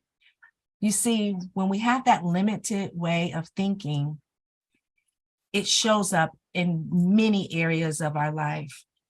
With my health and well-being, I was traumatized. Even though I was faking it and looking good to the world and going out and doing all these things, being the queen that I was, that I knew I was meant to be, I suffered inside and I suffered in silence. The limits that were placed upon me affected me so drastically that it showed up in all areas of my life. And I guarantee it's showing up in all areas of your life too. Now you can sit here and be in denial and say, you don't have anything that's limiting you. You don't have any limiting beliefs. You don't live in a limited possibility world. But I guarantee you, let me share with you how some of the ways that these limitations show up in our lives. Your financial, your health and well-being, which is what I've already touched on. Your relationships with your family, your relationships with your kids, your relationships with your colleagues, your relationships with your employees, your relationship with the world, your relationship with yourself. Sleeping, if you have any sleep issues, guess what? It's probably due to limited thinking and limitations you've placed upon yourself. Your emotional health, if your emotional health is ebbing and flowing some kind of way and you're up and down and all over the place, it's probably because you have placed yourself in that limited way of thinking, and you have put another lock on that door to unlocking the unlimited possibilities. Your spiritual connection, if you were once spiritually connected and now you're not, again, another lock placed upon that door of unlocking the unlimited possibilities. You see, for me, as I traveled on my 17-year journey, what I discovered was I was successful. Everybody looking on the outside of me saw that I was successful. No matter what I wanted to do, I succeeded in doing it. But what they didn't know was I was suffering inside. I was suffering in my emotional, mental, physical, and spiritual well-being. So even though I looked as bomb as Beyonce, I really felt as horrible as the most lowliest person on the planet because I was disconnected. I was living in a limited way of thinking, and it was manifesting in all areas of my life. I didn't have time for my friends because I was too busy working on being successful because I had something to prove. I had something to prove. Someone told me when I was young that if you could be as good as that person, I would be proud of you. That was a limited thought that was embedded in me. And so for me, in order for me to prove that I was better than that person, I strived to be the best at everything in school, top student, as a track and field athlete, tried to achieve the top ranking of that. As a business owner, I wanted to be the best business owner because I had something to prove. I had to prove that I was better than that person that I was being compared to. But that was a limited way of thinking. In reality, was those limitations were external of me, and they affected every area of my life.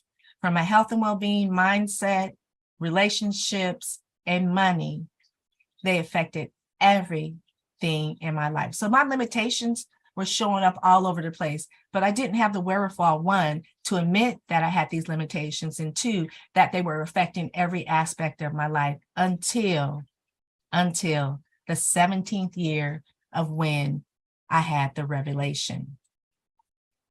I had a revelation about how I could unlock the limitations that were keeping me back, that were traumatizing every aspect of my life. I had a download. You see, over the course of that 17 years, I had a journey where I was picking up and learning everything about how holistic principles of the ancients worked in their lives and how I could incorporate them into my life. And I was tired of waking up feeling sick. I was tired of faking it. I was tired of putting on a front for those that really didn't mean anything to me because I thought I had something to prove to them. I was tired not confronting me, not confronting that I did not have a good relationship with myself.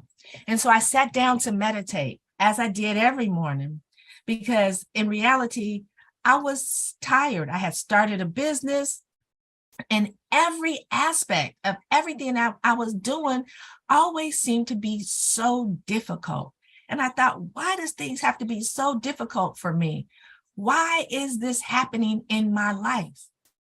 And so I had this meditative experience where the download came from the divine through my intuition.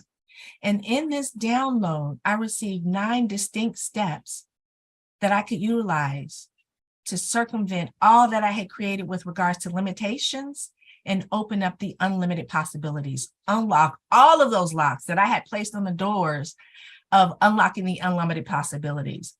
And in 9 months after incorporating these 9 things into my life, I was completely healed of this health and wellness challenge that I had suffered for 17 years with, that no physician could ever diagnose, but was quick to give me medication on something that they didn't even know what I had.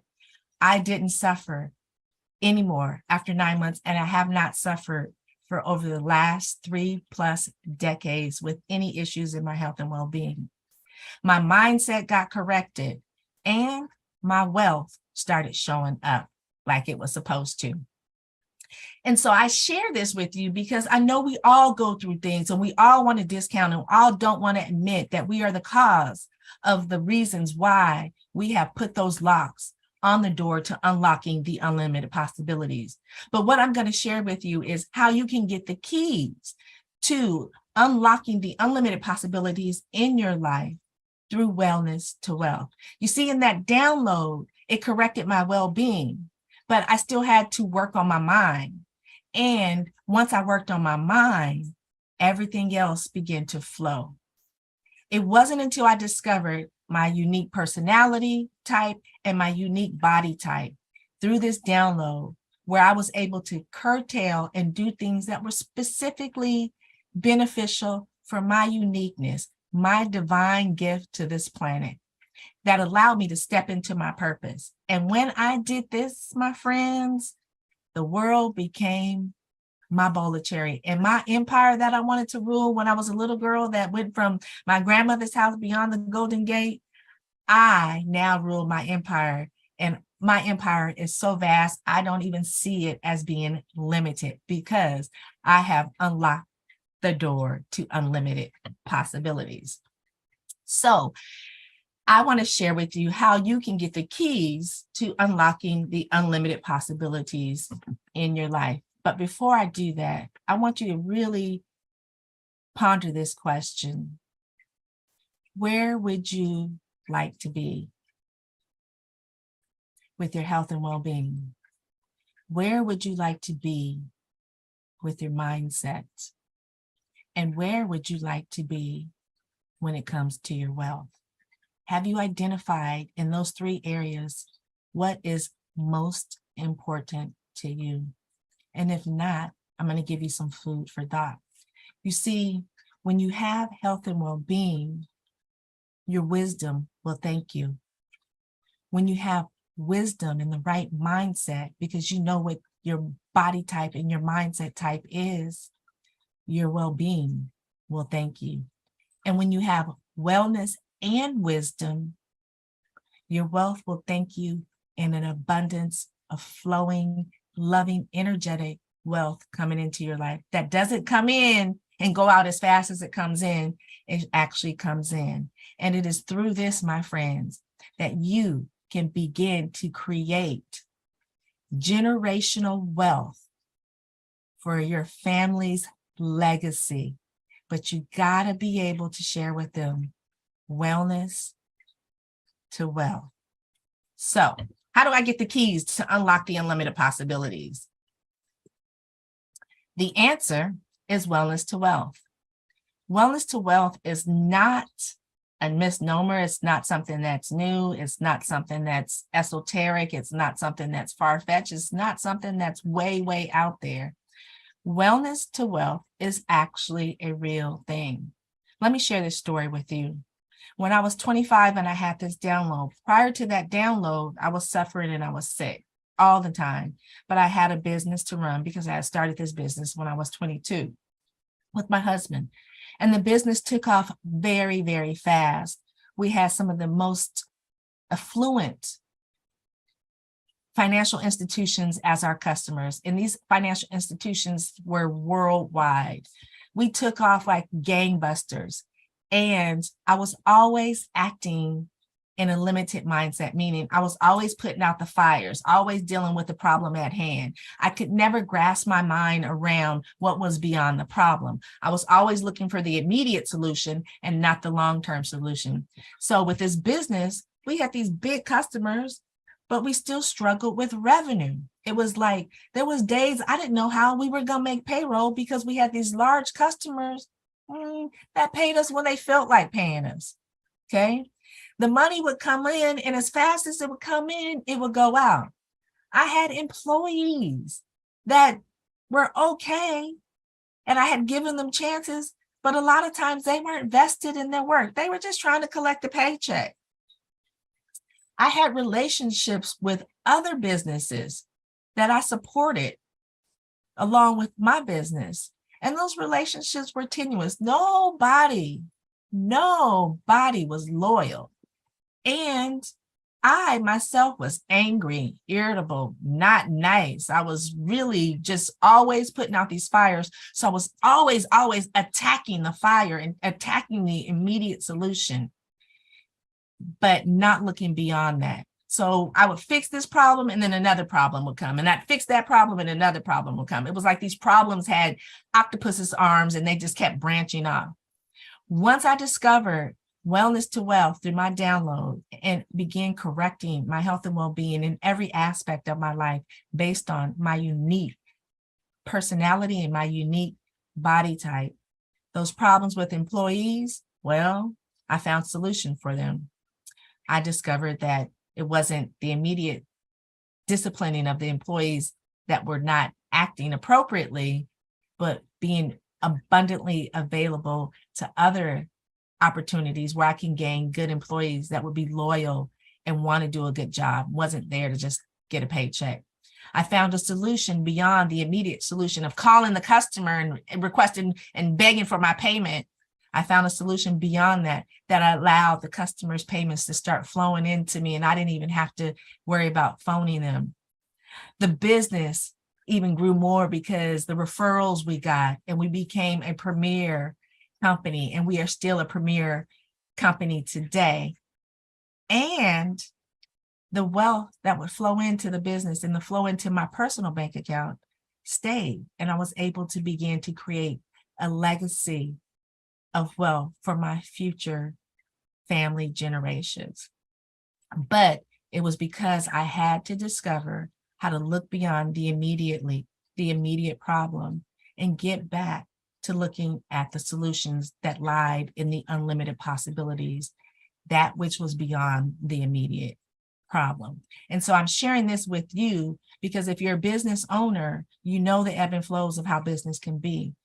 If you're not feeling well, you know how challenging that can be.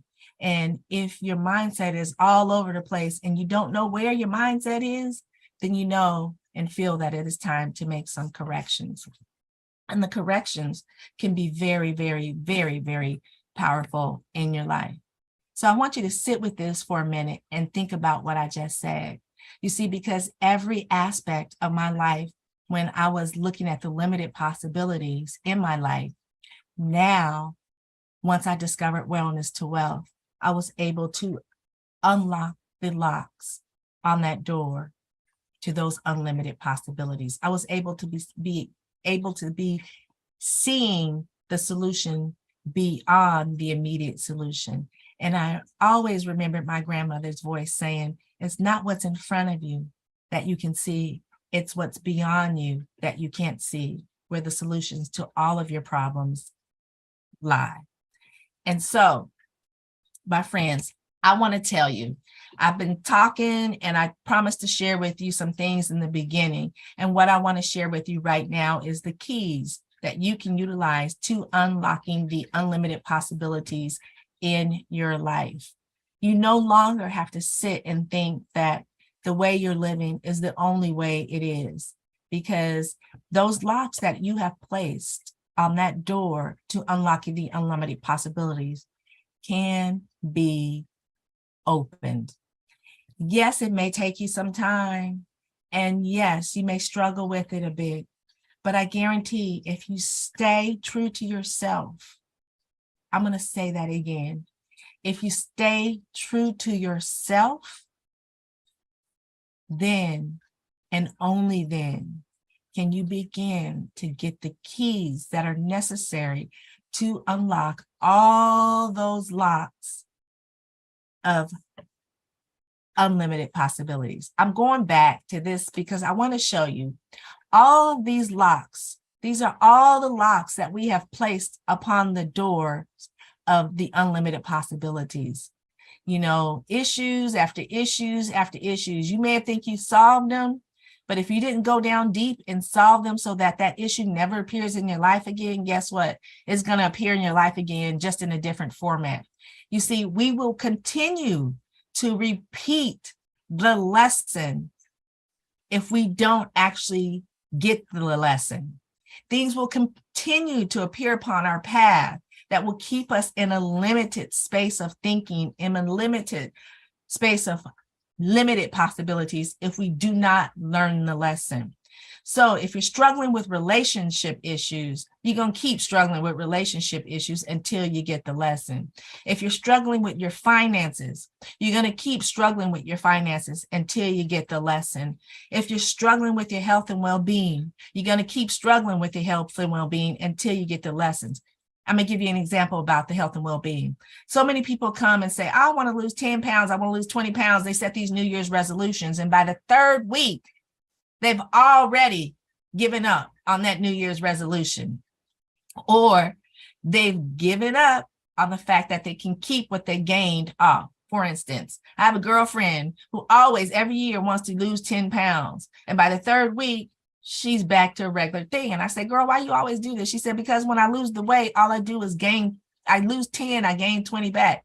And I said, well, why do you think that is? She says, I don't know. I like to eat. I said, but why do you really think that is? She says, I don't know. I like to eat. You see, her solution is she can just put it on the fact that she likes to eat. But what's really happening is her mindset's not right to absorb the information and the wisdom that she needs to incorporate into her life. So when she loses that 10 pounds, the 10 pounds stays off. When she sets that New Year's resolutions, she's not quitting in the third week. When she starts to embark on her journey of correcting her health and well-being, she starts to see results that leads her to wanting more results. It's like having candy. Once you take one bite of a good piece of candy, you want to have another bite. Once you get the good feeling of what it is to travel from wellness to wealth and experience the unlimited possibilities in your life, you want to get more of that good feeling. And so all of these locks represents the locks that we've placed upon ourselves and our lives. And these keys that are here on this screenshot here are just a few of the keys that we need to utilize to begin to access the unlimited possibilities, to begin to open up these locks, all these locks that we've placed on that door, so that we can go back to that magical place where imagination and fantasy had us believing, seeing, doing, and feeling any way we want it to be. So I wanted to bring this back to you because I guarantee some of you are looking at me have many more locks on that door than what I'm showing here. But I'm going to share with you right now how you can begin to unlock those locks and open up a whole new world, a whole new experience, a whole new way of living, being, doing, seeing, and having that you will love me for. I guarantee. You may not remember my name, but you'll remember this presentation. You'll remember this talk, because I'm going to do some things for you that's going to help you to unlock those unlimited possibilities in your life. So the keys to unlocking the unlimited possibilities, it really is pretty much a 5-step process. And it's pretty simple when you think about it. When you can tap into that magical place, when you can be that magical being that you was when you were 4 years old. Remember, you're holding on to that 4-year-old. Then, and only then will you be able to live the life of your dreams. Let me share this with you before I get into unlocking the keys to unlimited possibilities. You see, the young ram does not know limitations. That little ram only knows that they are at the beginning of their life, and they only see the possibilities ahead of them. There is little doubt in how their mind, there's little doubt in their mind of the limitations in life. All they see is the possibilities. So when that little ram with little doubt in his mind cannot figure out something, they figure out another way to do it. You see, their mind is abundantly filled with unlimited possibilities. And they know that they can be exactly what they want to be because they don't see any limitations in their life. And so the keys to unlocking the unlimited possibilities in your life are discover, identify, relearn, be, and place. Now, that sounds pretty generic, but let's go a little bit deeper into it. So the first thing that you need to do is you need to discover your unique body type and mind type. This is key. When you think about when the divine created us, we are all essence of the divine creation. And it is beautiful how we are all so very unique. Without the collectiveness of us being unique and the uniquely created individual that we are, we can't be part of the divine. So really the divine lives in us. Even twins have uniquely different DNA in their cellular structure. Now they may be identical and they may look alike, but they're uniquely different individuals. And that's beautiful. Even identical twins are really not identical, because if they were, then when they had their offspring would be identical, and they're not. So the good thing is, because we are so unique, this is what makes the world such a beautiful place. So you need to discover your unique body type and mind type. And you can go to my website, blissfullivingforyou.com, and take a quiz that will give you information that will blow your mind away. Your unique body type and mind type has a lot to do with how you ebb and flow through life. And once you discover that, so much will come into your reality, so much awareness, so much understanding, and it gives you the information you need to utilize, like a game plan to move forward, so you can move forward with grace, ease, and success. So you need to discover your unique body type. And again, you can check out yours by going to Blissful Living, 4, U.com. Next, you want to identify your desires for your health and well-being. You want to identify your desires. Again, I said for your health and well-being, but what I meant to say is you want to identify your desires for your wellness, wisdom, and wealth. Without identifying exactly what that is or what those mean to you, you cannot get to that destination. For instance, you want to identify, I'm going to use the 10 pounds again. You want to lose 10 pounds? Great. Why do you want to lose 10 pounds? You might say, because I want to fit into my clothes and look nicer. Okay. Why do you want to fit into your clothes and look nicer? Well, because when I fit into my clothes and I look nicer, it gives me a feeling of confidence. Okay. So really, you want to lose the 10 pounds so you have more confidence. That's getting down to the heart of it. If you have a chronic illness and you want to feel better about that, why do you want to feel better with regards to managing your chronic illness? Well, because, for instance, I'm going to say, when I have high blood sugar, diabetes, when my blood sugar ebbs and flows, I don't always feel well. And this takes away my energy. And I don't want to do anything. So I want to be able to maintain my blood sugar at a healthy, normal level so that I'm not peaking and flowing with my energy. And I'm always feeling in the flow, the natural flow and harmony of life. With your wealth, If you're having constant struggles where money is coming in and quickly going out, why do you want wealth? You got to discover what these mean to you. For instance, wealth may mean to you having a new house, buying a new car.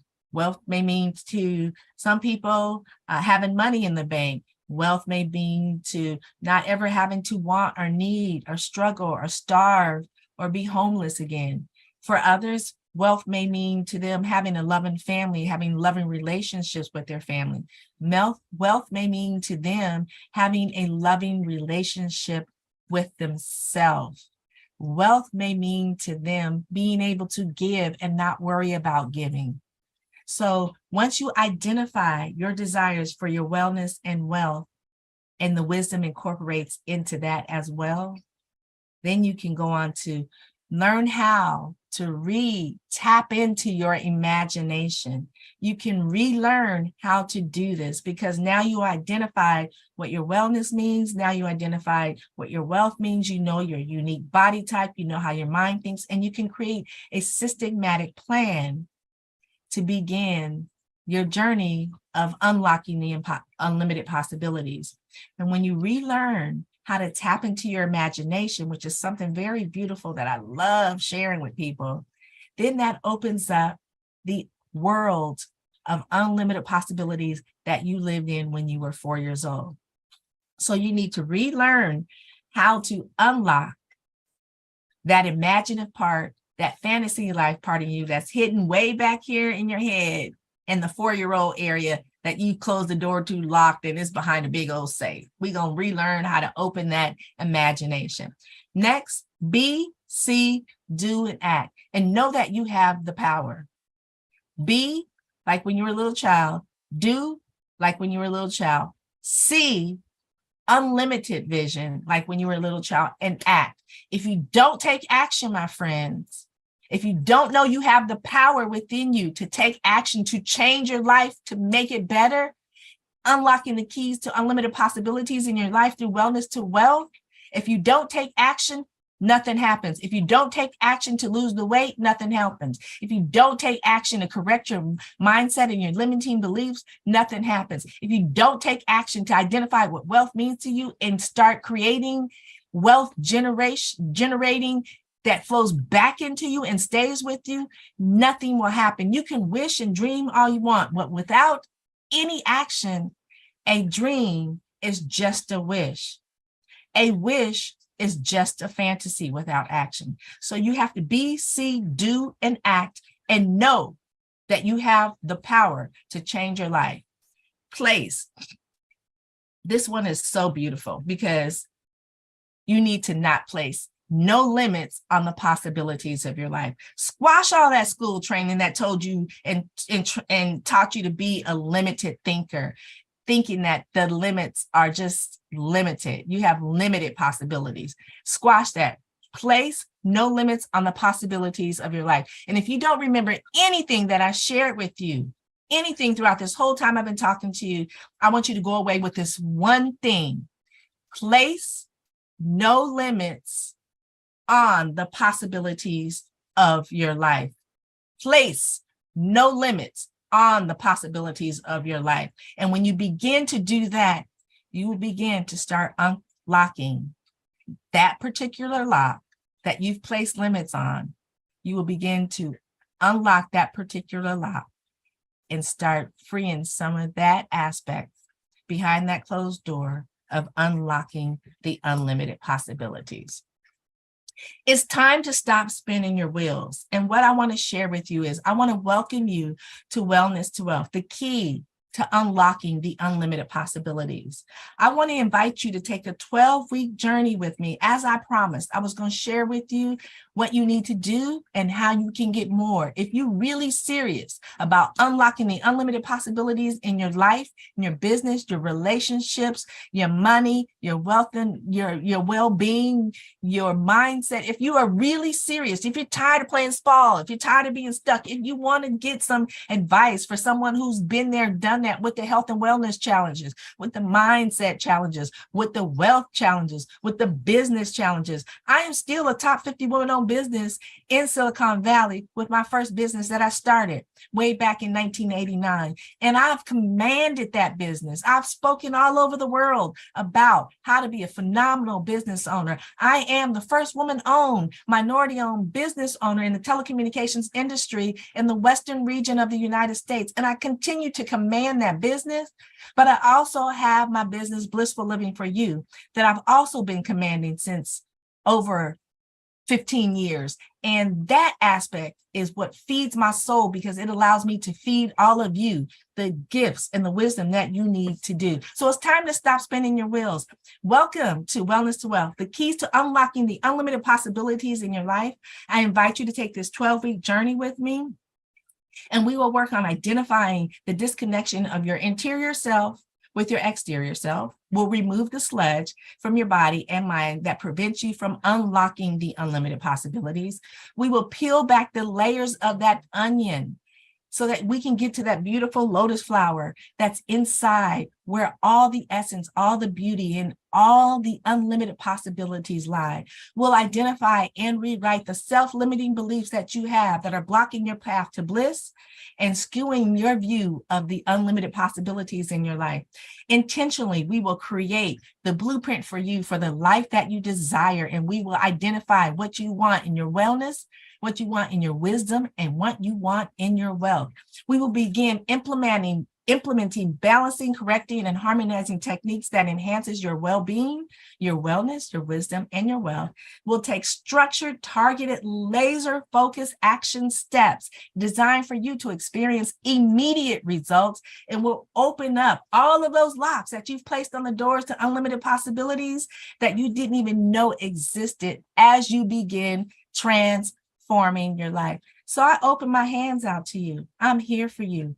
I want to save and elevate and amplify as many lives as possible, as many lives as I can, because it worked for me. It's worked for countless others, people I've worked with. Once I show you this, your life will never be the same. Your wellness will never be the same. Your wealth will never be the same. And your wisdom will never be the same, because you, my friends, will have all that you need to unlock all of those locks on that door to unlocking the unlimited possibilities in your life. So why don't you join me in this wonderful Wellness to Wealth mastermind opportunity? Now, this is a magical place. I want you to sit with this vision and hold it and absorb it into your essence, because this is where the beauty of it all lies. This is how we're interconnected in the universe. And this is the amazing place I want you to ebb and flow and be. This, my friends, is where you tap into unlocking the unlimited possibilities through Wellness to Wealth. I want to thank you for your time. I am ready to show you how to unlock the unlimited possibilities in your life. Are you ready? I am Rochelle Marie Lawson, the Queen of Feeling Fabulous, and it has been my pleasure and my honor to share with you how you can unlock the unlimited possibilities in your life through Wellness to Wealth. Thank you.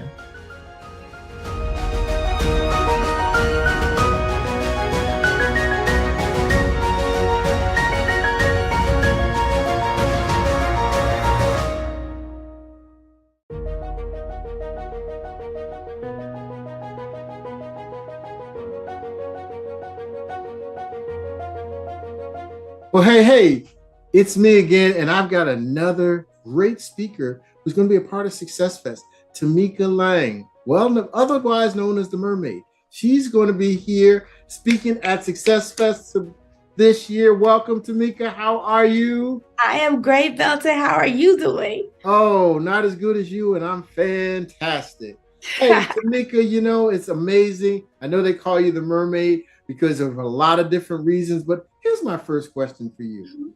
In everything that you do, because you do some amazing things, what's been your biggest obstacle to overcome to get from where you were to where you are now?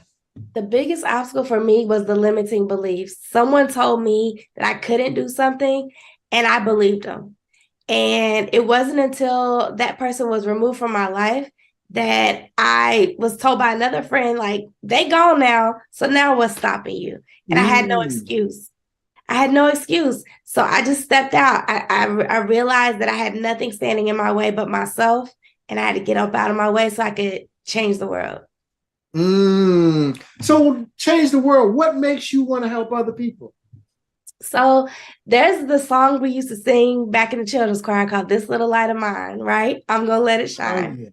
And I have been told by so many people that I have motivated them and that I have changed their lives, and I wasn't even trying. So that light, I knew that it was shining already. And I figured if I put some power behind it, I could go from a little bitty small flashlight to maybe be in the sunshine and, power people and empower people and motivate them to do the things that they need to be doing in life, to live within their purpose, to achieve true joy, peace, and success, and just get out of their own way. I love it. I love it. I love it. So after somebody has a session with you, somebody has an encounter with you, comes to one of your events, what is it that you want them to walk away with? If you're successful in helping them what do they walk away with? The biggest thing that they walk away from after an encounter with me is knowing that they are in control of their life. You can free your spirit by removing all of the limiting beliefs, by removing consequential mentality, by removing the things that you've had in your way that really have nothing to do with what your purpose is. If you can truly own who you are, then you free yourself up. There's only one of you on this planet, which means you're invaluable, which means that you are priceless, which means that you are purposeful. So if you walk away from an encounter with me, you'll know that living in your purpose is truly what you are meant to do. And that's what's going to unlock the joy, peace, and success in your life. I love it. I love it. All right. Here's my last question for you. Yes, sir. And I think, to me, this is something that I always ponder about. Okay. What will your children's children's children say about Tamika Lang? Wow. I can only pray that my children's children's children will say that I left my mark on the world, that they are honored to be a part of my legacy, and that every room that I walked into, I walked in as myself proudly, and that I gave them the power to do the same. Absolutely. Fantastic. Well, listen, we are so honored and excited to have you a part of SuccessFest. We're really jazzed, and I'm excited that we are now friends and we are forever going to have the opportunity to impact the world. So again, welcome, and thanks so much for everything that you do. Thank you, Belton. I appreciate this opportunity, and I'm so glad to call you my friend as well. All right.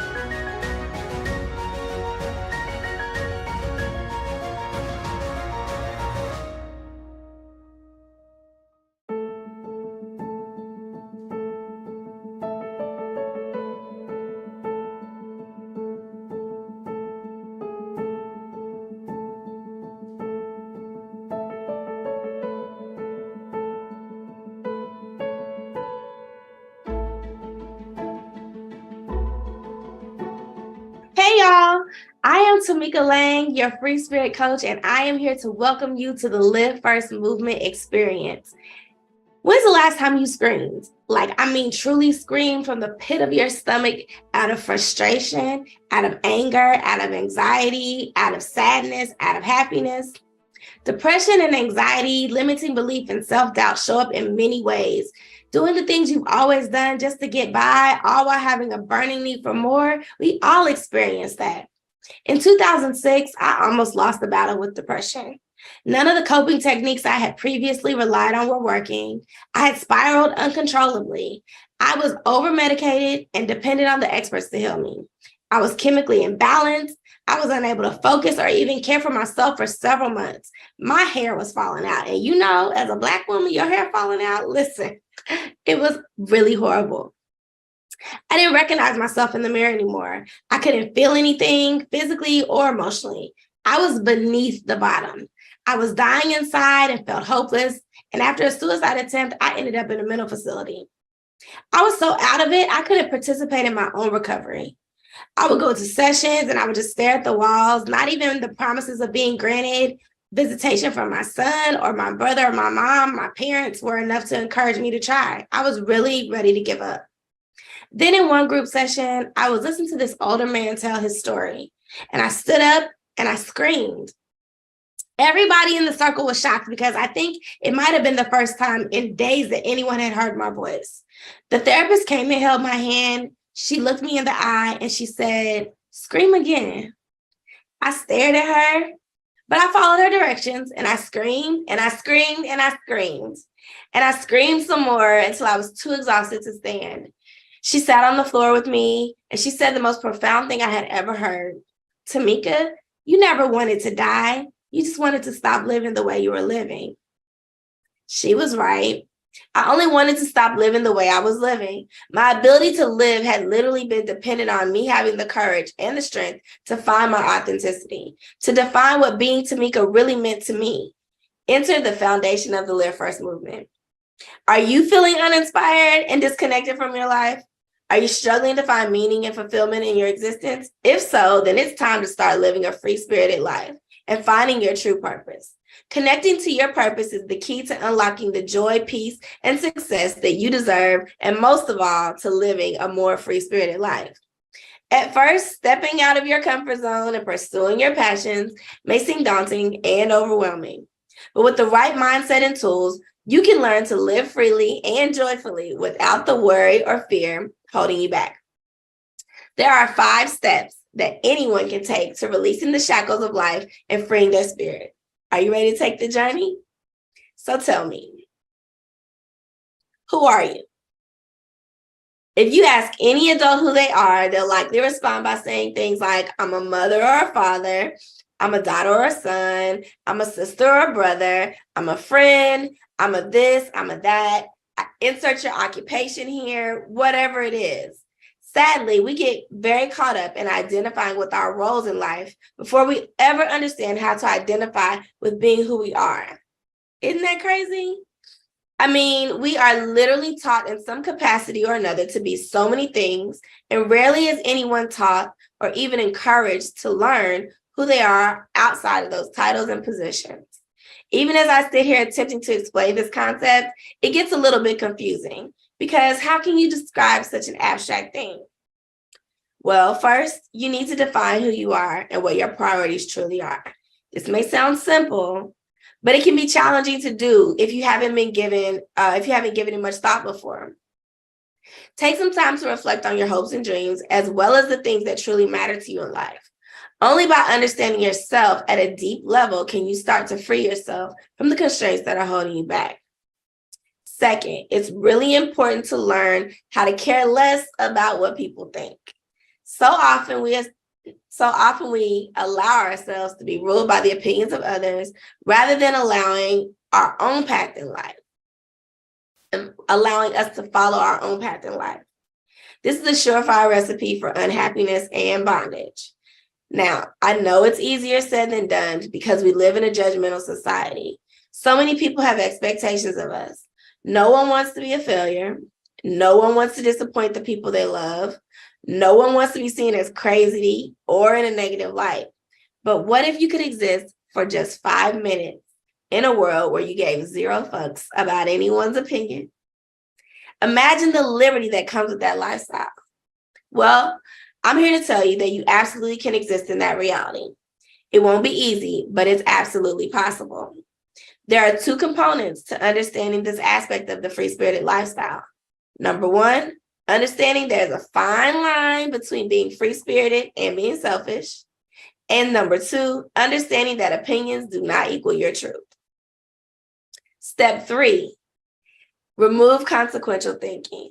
Now, what if you condition your mind not to accept the possibility for anything other than greatness, anything other than you truly being able to walk in your purpose? The sun isn't aware that darkness exists, so it lives in a state of shining. What if you could just shine? Another important about this free-spirited lifestyle is learning to let go of negative thoughts and worries that can hold you back. Many people allow themselves to be ruled by their fears rather than trusting their own abilities and intuition.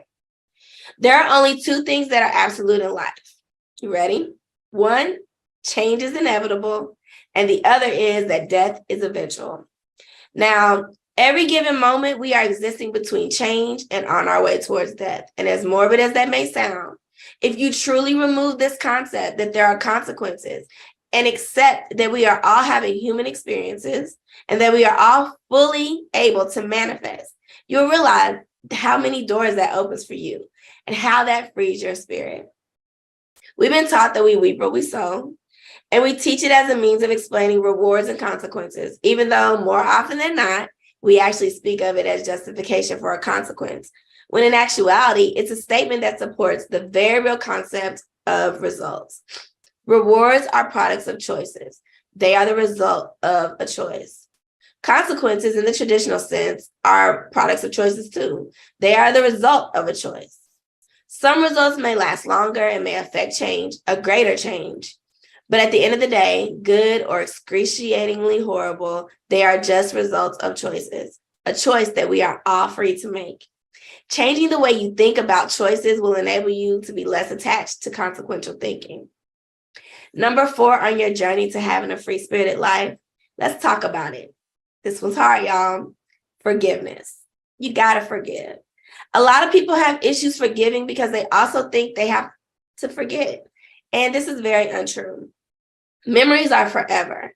However, the energy and power that you give, those memories to control your emotions and peace of mind is directly tied to your ability to forgive.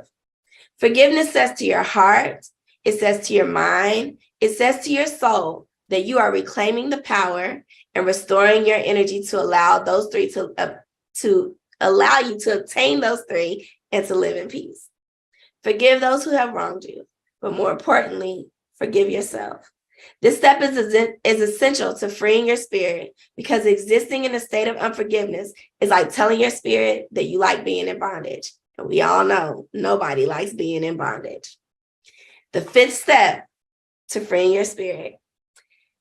I can't give it all to you, but here we go. Start and stay the course. When the pain of where you are becomes greater than the fear of where you want to be, that's when your journey will begin. So if you want to free yourself and embrace your free-spirited lifestyle, you need to start and stay the course. This means committing to taking action, even when it's challenging or uncomfortable. This means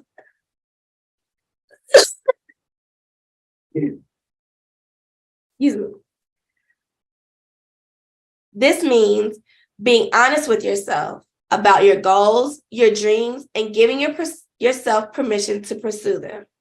It means surrounding yourself with people who will support you along the way rather than holding you back with their own fears and doubts. With the right mindset and the willingness to take action, free-spirited living is within your reach. So what are you waiting for? Start taking those steps today and embrace your free spirit, the life you were always meant to live. When you're free to be you. When you're free to be you, the world is yours. It's really just that simple. So how do you go about freeing yourself? Are you really ready to take that journey? Are you really ready to take the step and align your life with your true purpose so that you can achieve joy, peace, and success, the life you are truly destined to enjoy? Just being here today, you've taken a huge step, and I want to coach you the rest of the way. So join the Live First movement and become part of this community of free-spirited seekers. Being part of the movement affords you group and one-on-one coaching sessions with me and access to the Live First experience, wellness retreats, and more. I want to be there for you. I want you to take these 5 steps, and I want you to be a free-spirited soul. I want you to unlock the keys in your life to enjoy true joy, peace, and success. So join me, Miss Tamika Lang, on all social media, the Live First movement on all social media, and start this experience. Get on the path and have a free spirit.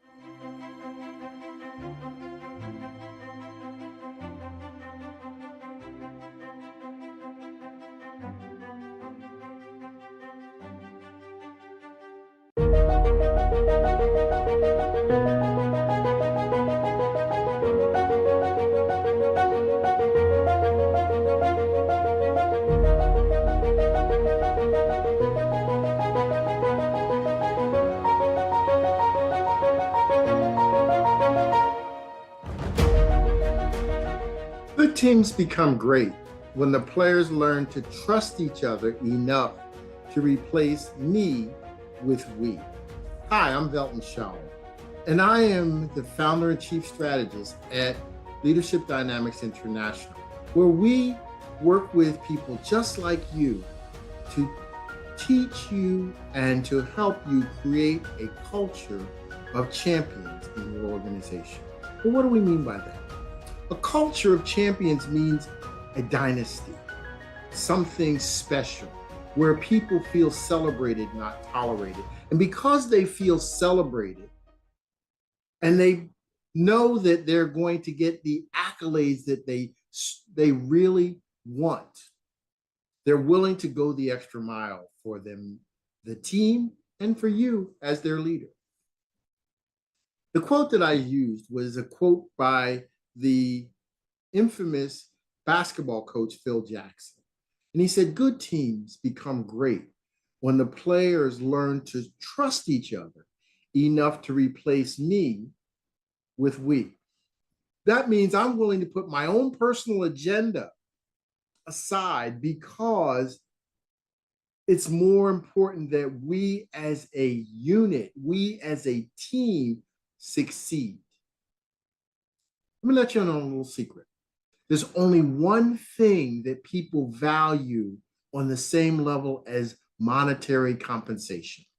What is that? That's winning. Everybody wants to be a winner or to associate with a winner. So if you can create an environment as the coach, as the leader, as the person in charge, where people feel as though their contributions are valued and important to the success of the unit. And because the unit wins, they win. Because the unit is successful, they're successful. Because you, as the leader, are recognizing their contribution on a consistent basis. So, Velton, how do I do that? How do I go about making sure that my people feel that as though they are celebrated, not tolerated, their contributions are recognized, and they are important to the success of the team?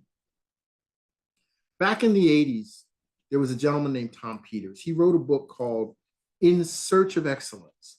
He wrote a sequel to that book called A Passion for Excellence. And there was a concept in that book that I loved. And the concept was management by walking around. Management by walking around. That means that you, as the leader, have to walk around the operation. Now, we're in the 21st century. We're in 2023. And it's not always that you're going to be walking around a physical environment, because we are either on Zoom, we are either on Microsoft Teams, or we have people that are part of our team that are not in the same building, in the same city, in the same country, or even the same state or country, I guess I should say. But we need to make sure that they feel connected to the team. I ran a sales office years ago out in the Midwest in Omaha, Nebraska. But I had salespeople that were not in the Midwest. I had a salesperson that was on the West Coast. I had a salesperson that was in the southern part of the country. And I had a salesperson that was in the Northeast. But I needed to make sure that they felt as though they were a part of the team and were connected. So what we had to do was figure out how to make sure that their contributions were recognized. Now, I had people in the same building, on the same site. There are two things that we did.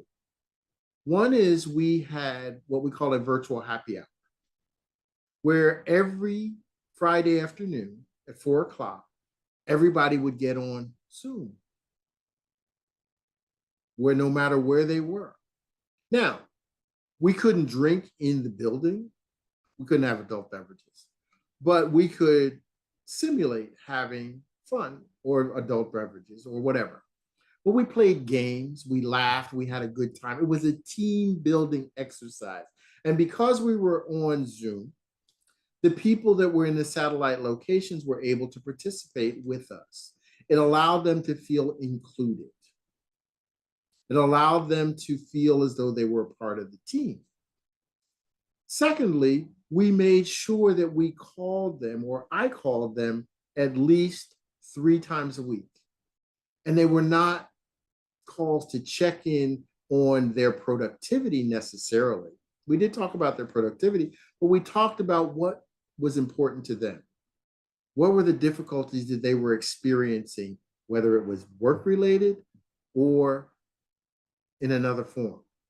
I wanted to understand what was going on in their mind, how we could help them achieve the things that they were looking to achieve versus just worrying about the things that we were concerned with. For the people that were in the building, we made it a point to walk around every day.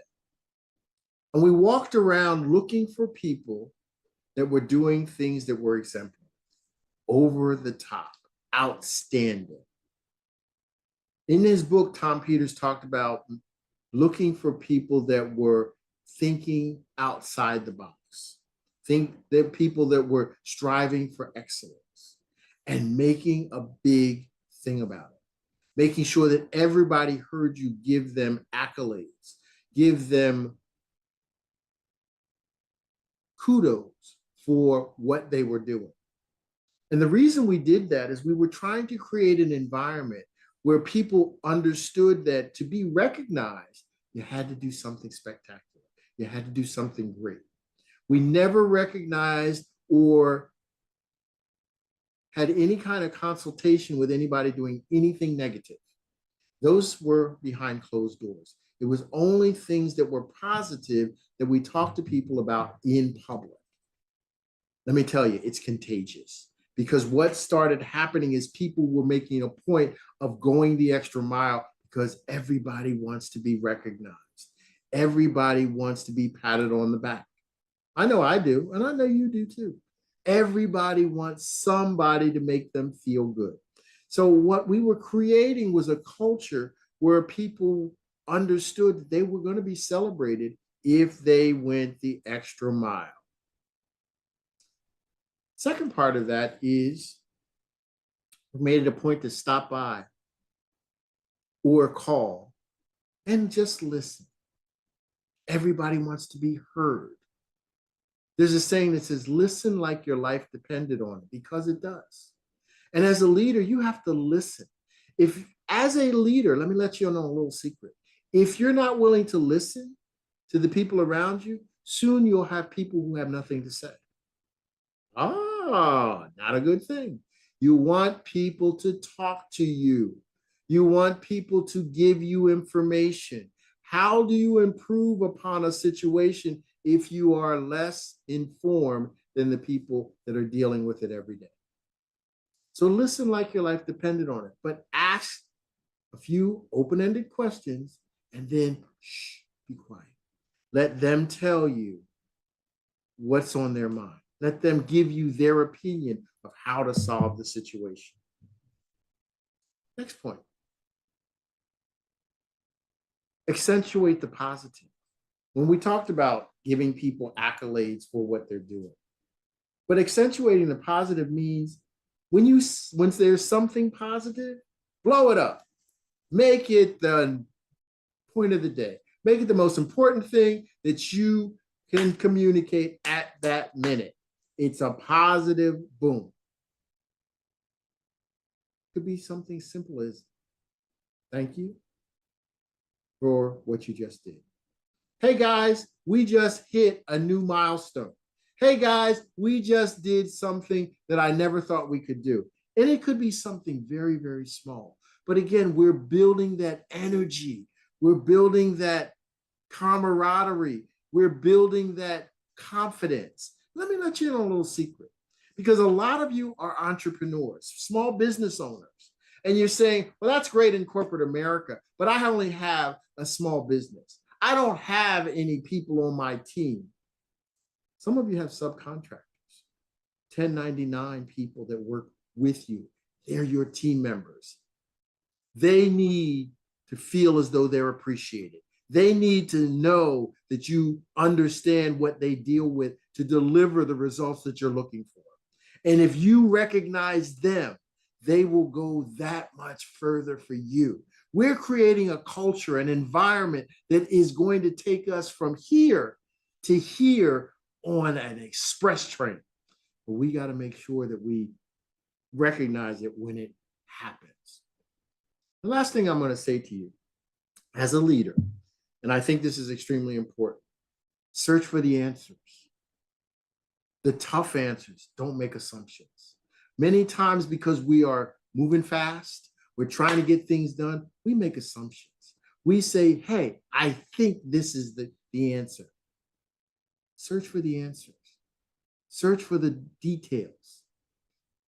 The devil is in the details. You gotta get to the root. Search for the answers. Take the extra time to find out what the truth is, because I can guarantee you it's more expedient than making a mistake based on an assumption and having to come back and correct it. And when you search for the answers, you don't make assumptions, the people around you will respect you that much more. What are we doing here? We're creating a culture. And creating a culture takes time, and it takes you being very, very focused. There's no magic. There's no hocus pocus. It's not about your focus. It's all about your focus. Excuse me. Focus on the details. Now, we're creating a culture of champions, and that's what I do. That's what I work with people just like you to do and develop. We have a community called the Culture of Champions, and we invite you to join us at the Culture of Champions, where we discuss those details that take us from good to great or average to outstanding. So go to cultureofchampions.world and come on over and see us. We have a heartbeat community, and we have a Culture of Champions community. My name is Velton Michelle. Thanks for your time. I know there is a superstar in each and every one of you. And each and every one of you, I'll see you at the top.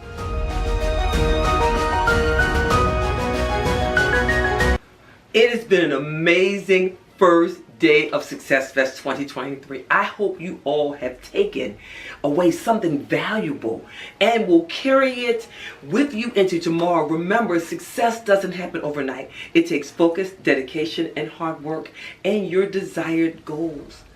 Thank you for joining us today, and let's make sure to take full advantage of the opportunities that this event has provided. See you all tomorrow, same success place, same success time. Don't forget, say it, believe it, and do it. Good night, and have a great rest of your day. It's been my pleasure to serve as your host today, and I am Dr. Stephanie Wall, the Tower of Power. Woo! Fire! Boom, boom, boom, boom, boom, boom, boom.